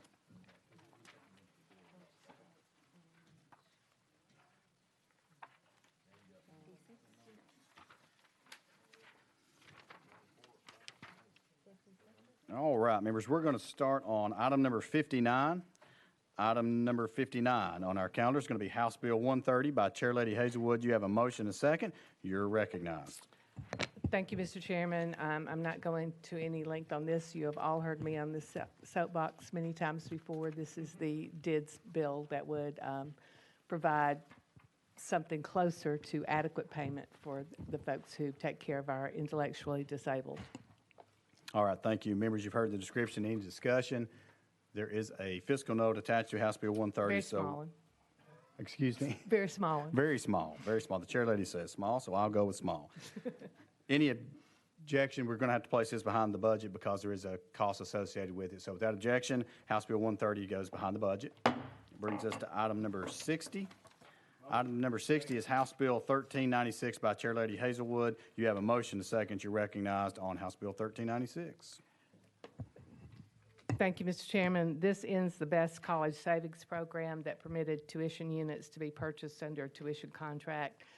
That program has few members left, but it's costly. The state has put in several millions of dollars 2 or 3 times to keep the program solvent, but now we just need to close it down, and these folks will have an opportunity to move into the STARS program, which is currently available.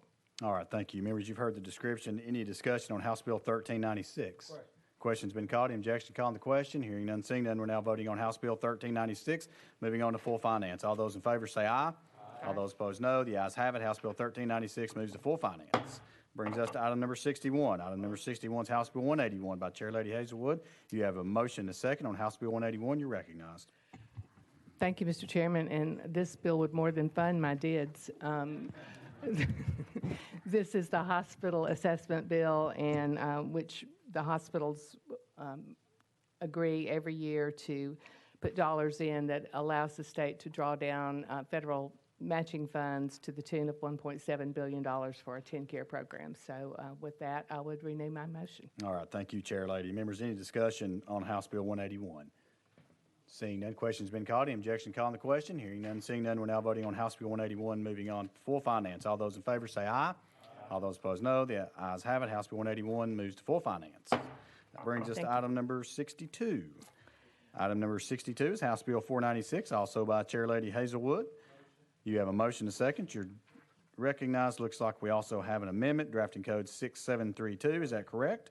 You have a motion to second on that one, and I think this makes the bill, so members will go ahead and attach this on. So any discussion on 6732? Seeing none, all those in favor say aye. All those opposed, no. The ayes have it. House Bill 6732 goes on to House Bill 496. All those, did I just say that? Let me back up. I'm getting ahead of myself. Let's back up and talk about the amendment. Drafting code 6732. We have a motion to second. All those in favor say aye. All those opposed, no. The ayes have it. Now we're back on 6732 to House Bill 496. You are recognized. Thank you, Mr. Chairman. This bill just would, as amended, makes permanent the removal of the cap on the amount of shared sales tax revenue for premier-type resort municipalities. It does, however, change how the monies above the cap are distributed, and those will be distributed to Pigeon Forge, Gatlinburg, and the county, Sevier County. Question on the bill. All right, thank you very much. Question's been called. Any objection calling the question? Hearing none, seeing none, we're now voting on House Bill 496, moving on to full finance. All those in favor say aye. Aye. All those opposed, no. The ayes have it. House Bill 496 moves on to full finance. Thank you, Mr. Chairman and committee, and thank you those waiting. Thank you. All right, you have one more. I think item number 63. Item number 63 is House Bill 598 by Chair Lady Hazelwood. You have a motion to second. Looks like there's a drafting code on an amendment 5871. Is that correct? Motion. You have a motion and a second. You are recognized on the amendment. Thank you, Mr. Chairman. This bill, well, the amendment makes the bill. And as amended, this bill will just set up a child care task force that will study child care holistically across the state. They'll have the authority to hire a consultant firm to help them gather information, and there'll be a limit on this, and there will be a work product at the end with recommendations for how we might better provide both access and quality in child care for Tennessee citizens. All right, you've heard the description. Members, we are on the amendment. Any discussion? Seeing none, we're now voting on the amendment going on to House Bill 598. 5871 is the amendment number. All those in favor say aye. All those opposed, no. The ayes have it. We're back on the bill as amended. Any discussion on House Bill 598? Leader Camper. Thank you. Just want to ask one question, Madam Chair. Is this task force also going to look at the salary that child care workers make and address the fact that their salaries has been so low? Is it just more about the child care system itself? Leader Camper, that may be an ancillary effort, but the focus of this is to look at, as I said, the quality of childcare across the state, the access, and, hopefully to come out of this with some things like some public-private partnerships, getting some employers involved, and providing, parents across the state with a place that they can not just park their child, but a place that their child can be taken that can have developmental, like pre-K and all of the things that, the type work that really makes a difference in a child's life that's not just babysitting. And as we saw with the pandemic, childcare has been an issue for quite some time, but we had a lot of people during the pandemic that even though they might have been essential, they might have had needed to go to work, they didn't have childcare, therefore they could not. So that just, I think, it exacerbated a problem that was already there. It highlighted that problem and shows the need for, what I'm talking about here is just something that's looking at this at all levels. And I would think that pay would certainly at some point be a part of that. But, and the industry, the task force will be made up of folks representing a number of avenues from industry to, state. And I would certainly, as I said, expect that, one of the issues with childcare is that you can't get people to do the work because, like many of the other things that we talk about in here, sometimes DIDs and choices and other areas, those jobs are not well paid. And with the economy roaring before and hopefully beginning to roar again, there are lots of other places that people can go and make more money. Leader Thank- Camper. Thank you, Madam Chair, Mr. Chairman. Thank you. Members, further discussion on House Bill 598? Seeing none, we're now voting on House Bill 598, moving on to full finance. All those in favor say aye. All those opposed, no. The ayes have it. House Bill 598 moves to full finance. Thank you. All right, that brings us to item 95. Okay, item 95, also by Chair Lady Hazelwood, House Bill 599. You have a motion and a second. You are recognized on House Bill 599 for a brief description. Give me a minute.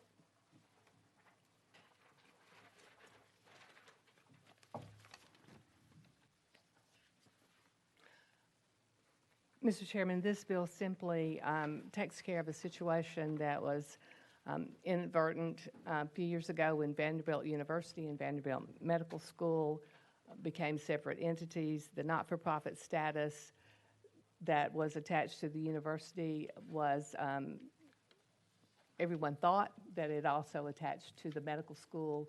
It turns out that it did not. This will take care of that and rectify that situation. All right, thank you for this description. Members, any discussion on House Bill 599? Seeing none, we're now voting on House Bill 599, moving on to full finance. All those in favor say aye. All those opposed, no. The ayes have it. House Bill 599 moves to full finance. Okay, let's go to item number 78.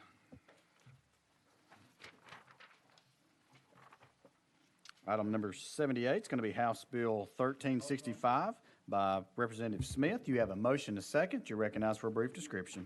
Thank you, Chairman and Committee. This is Chairman Mike Carter's bill. He's worked tirelessly on this for several years. Counties and municipal corporations currently are authorized to recover costs that are paid to because of an injury or an illness by a third-party insurance administrator. This attaches the reimbursement right and subrogation right to the local government so that a cost can be recovered.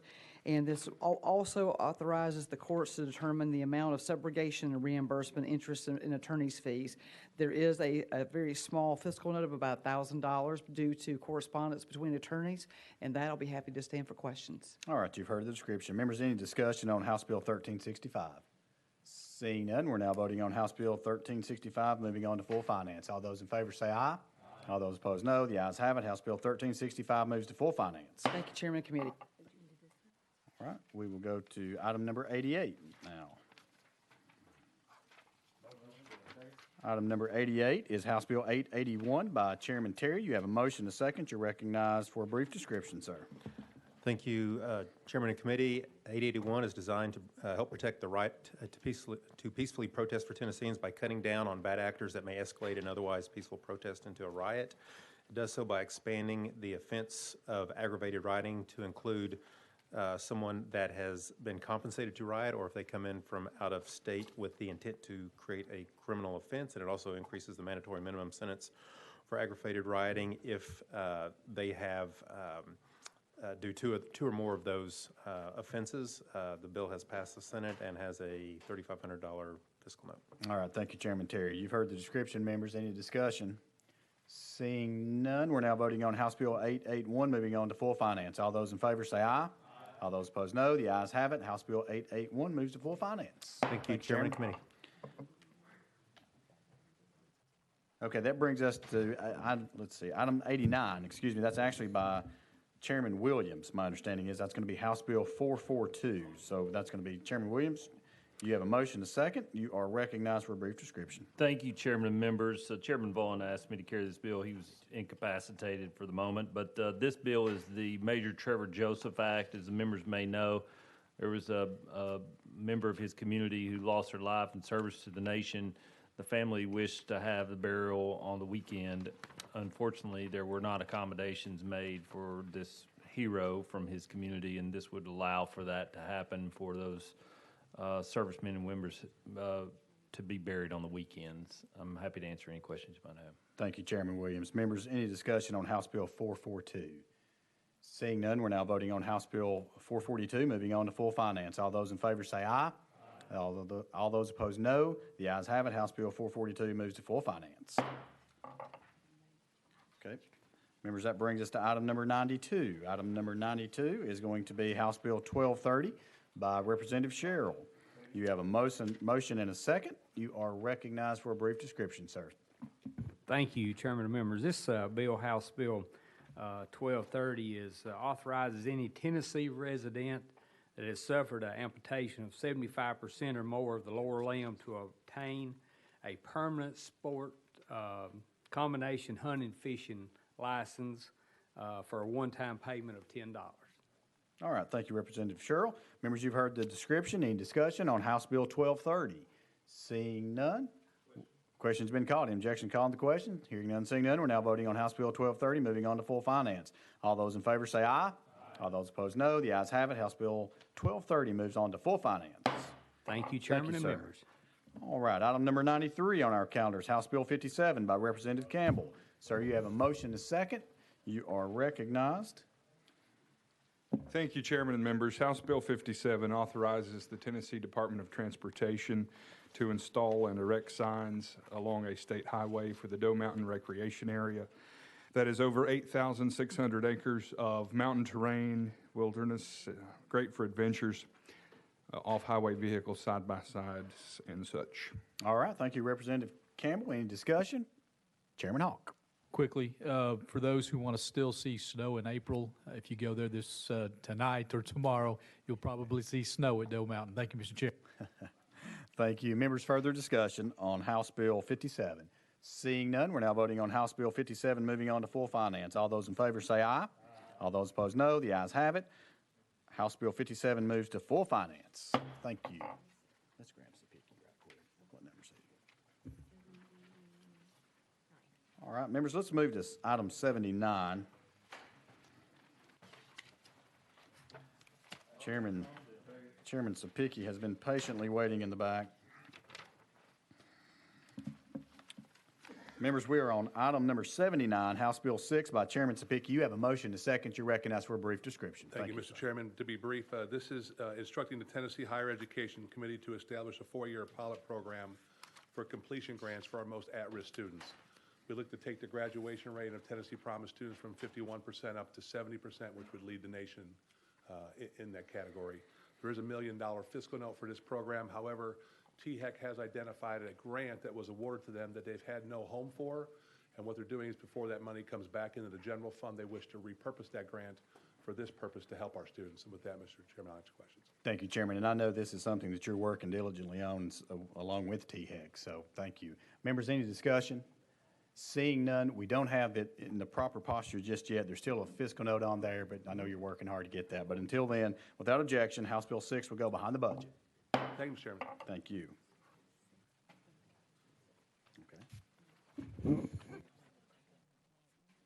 Is Representative Carr? Okay, I'll go ahead and get him. Who's next? What about White? Does White have any? Okay, members, again, we got to get the time-sensitive ones are the ones we're trying to get.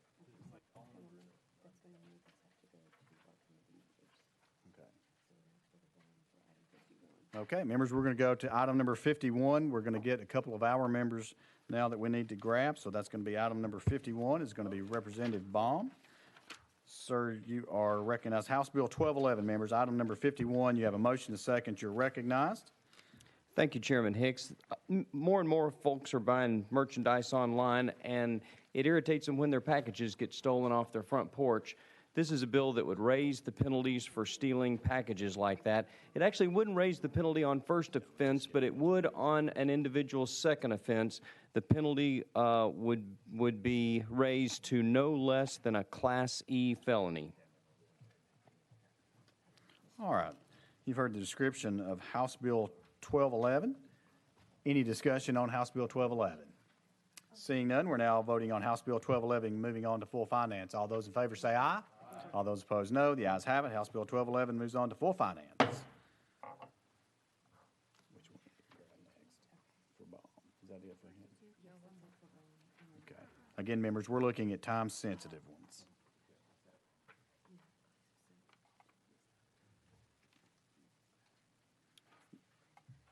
Yeah, let's go and grab that one. What item is that? Okay. Members, we're going to go to Addendum 2.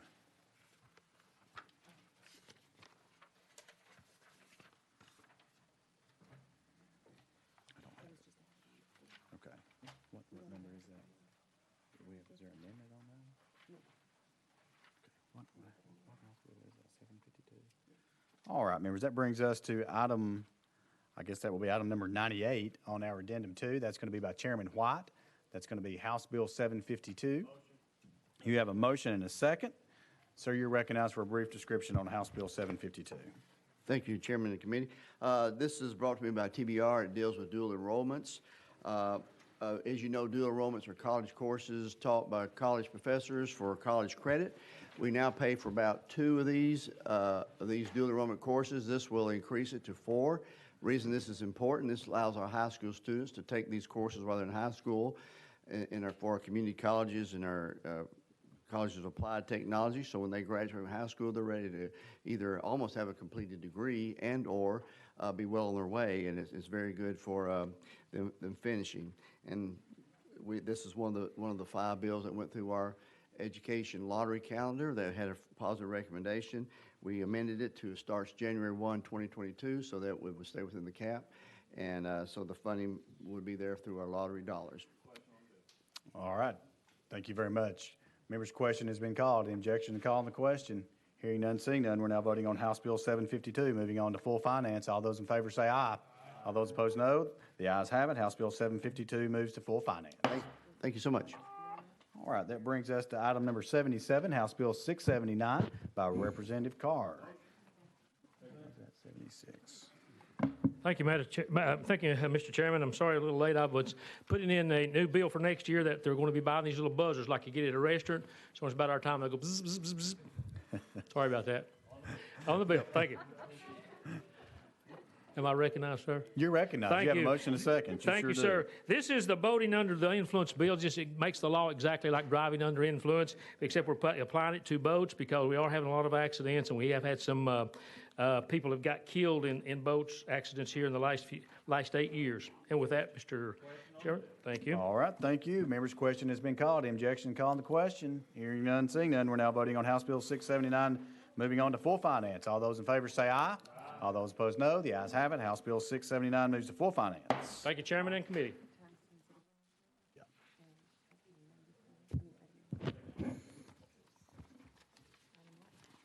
94. All right, members, that brings us to item number 94. Item number 94 on our calendar is House Bill 516 by Leader Gant. You have a motion and a second. Sir, you're recognized for a brief description. Thank you, Chairman. This bill authorizes our state treasurer to set up LoSAP programs with local governments and our volunteer fire departments across the state. All right, thank you. Members, you've heard the description of House Bill 516. Any discussion? Seeing none, we're now voting on House Bill 516, moving on to full finance. All those in favor say aye. All those opposed, no. The ayes have it. House Bill 516 moves to full finance. That brings us to item number 55. Item number 55 on our calendar is House Bill 39 by Representative Freeman. Sir, you have a motion and a second. You're recognized on House Bill 39 for a brief description. Thank you, Chairman. This bill requires the TBI to set up a rape kit tracking system. It also shortened the number of days law enforcement has to submit sexual assault evidence kits, and then has some victims' rights items in it as well. All right, thank you very much. Members, any discussion on House Bill 39? Seeing questions been called, any objection calling the question? Hearing none, seeing none, we're now voting on House Bill 39, moving on to full finance. All those in favor say aye. All those opposed, no. The ayes have it. House Bill 39 moves to full finance. Brings us to item number 70. Item number 70 is House Bill 488 by Chairman Williams. You have a motion and a second. Sir, you're recognized for a brief description. Thank you, Chairman and members. This bill will allow surplus radios to be distributed to distressed counties and the other counties across the state as needed. All right, thank you for this description. Members, you've heard the description. Any discussion on House Bill 488? Seeing none, hearing none, we're now voting on House Bill 488, moving on to full finance. All those in favor say aye. All those opposed, no. The ayes have it. House Bill 488 moves to full finance. That brings us to item number 73. Item number 73 on our calendars, House Bill 202 by Chairman Wendell. You have a motion to second. You're recognized for a brief description, sir. Mr. Chairman and members, if you join the Tennessee Highway Patrol after the age of 30, there is no possibility whatsoever of being able to retire with full benefits unless this bill passes. The men and women who protect us and protect this building, protect the highways, protect Tennessee, do not have the opportunity to retire if they join the Highway Patrol after a short military career. We have college professors who are drawing $250,000 in retirement in Tennessee, and we cannot provide our highway patrolmen health insurance after they retire with a statutory 25 years. This bill simply allows our highway patrol men and women to retire after they've given service to our state. And the current status of the men and women of the highway patrol is they're required to retire at 60 years old, and unless this bill passes, you're forced to retire without health benefits, and that's simply not fair. All right, thank you for that description, and you've heard the call on the question. Any objection to the call on the question? Hearing none, seeing none, we're now voting on House Bill 202, moving on to full finance. All those in favor say aye. All those opposed, no. The ayes have it. House Bill 202 moves on to full finance.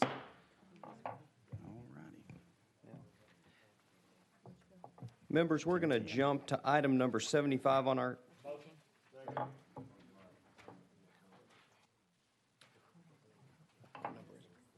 Okay, we're going to jump to item 96 on our calendar, which is House Bill 1010. We have a motion and a second. Chairman Hicks, you are recognized. 1 second here. I thought we were going to 1150. We'll do 1010. That is fine.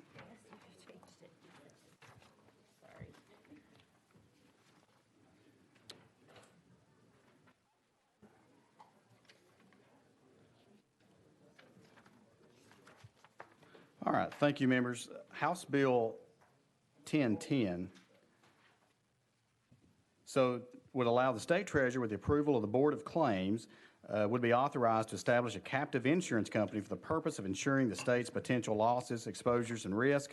The captive insurance company would be a separate legal entity administratively attached to the Department of Treasury. The captive insurance company would be subject to the same oversight and regulation by the Department of Commerce, and insurance is a private captive insurance company. The state treasurer shall administer the day-to-day operations of the captive, including but not limited to contracting with the private vendors and professionals upon a delegation from the Board of Claims. Any funds received by the captive insurance company would would be invested and reinvested in the name of the company by the state treasurer in accordance with the investment policy established for the captive and in compliance with laws and regulations governing private captive insurance companies.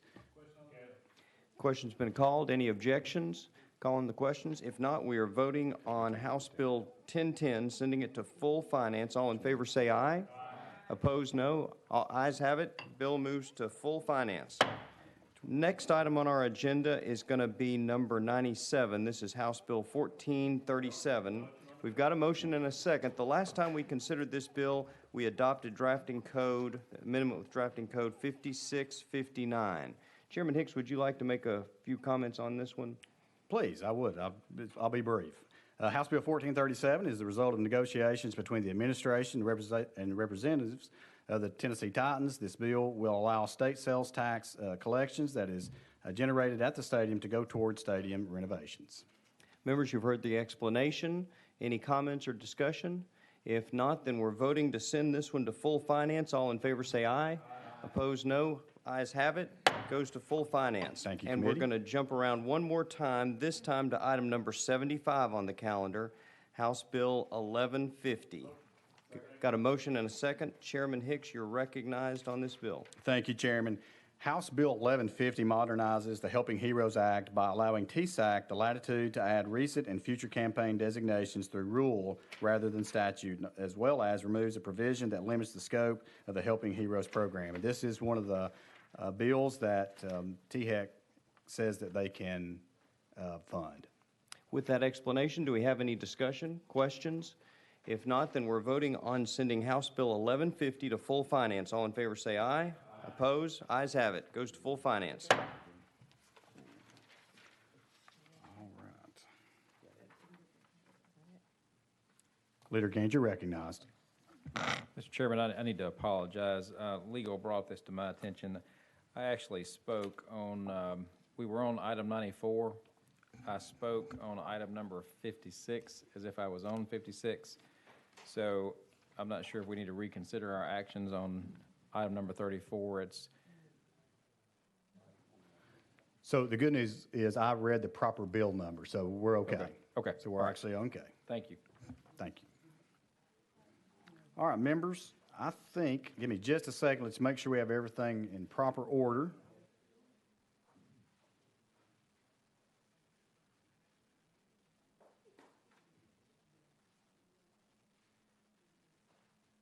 All right, members. With that said, that's pretty much does us for time today. So with that, we're going to roll all the remaining bills that are on our regular calendar as well as those remaining bills on the addendum calendar. We're going to roll those 1 week. Without objection? Well, actually, yeah, next calendar. That'll be, well, let's get that a little clearer. Those bills will be rolled till next calendar. Without objection, so moved. Without objection, we stand adjourned. We stand adjourned.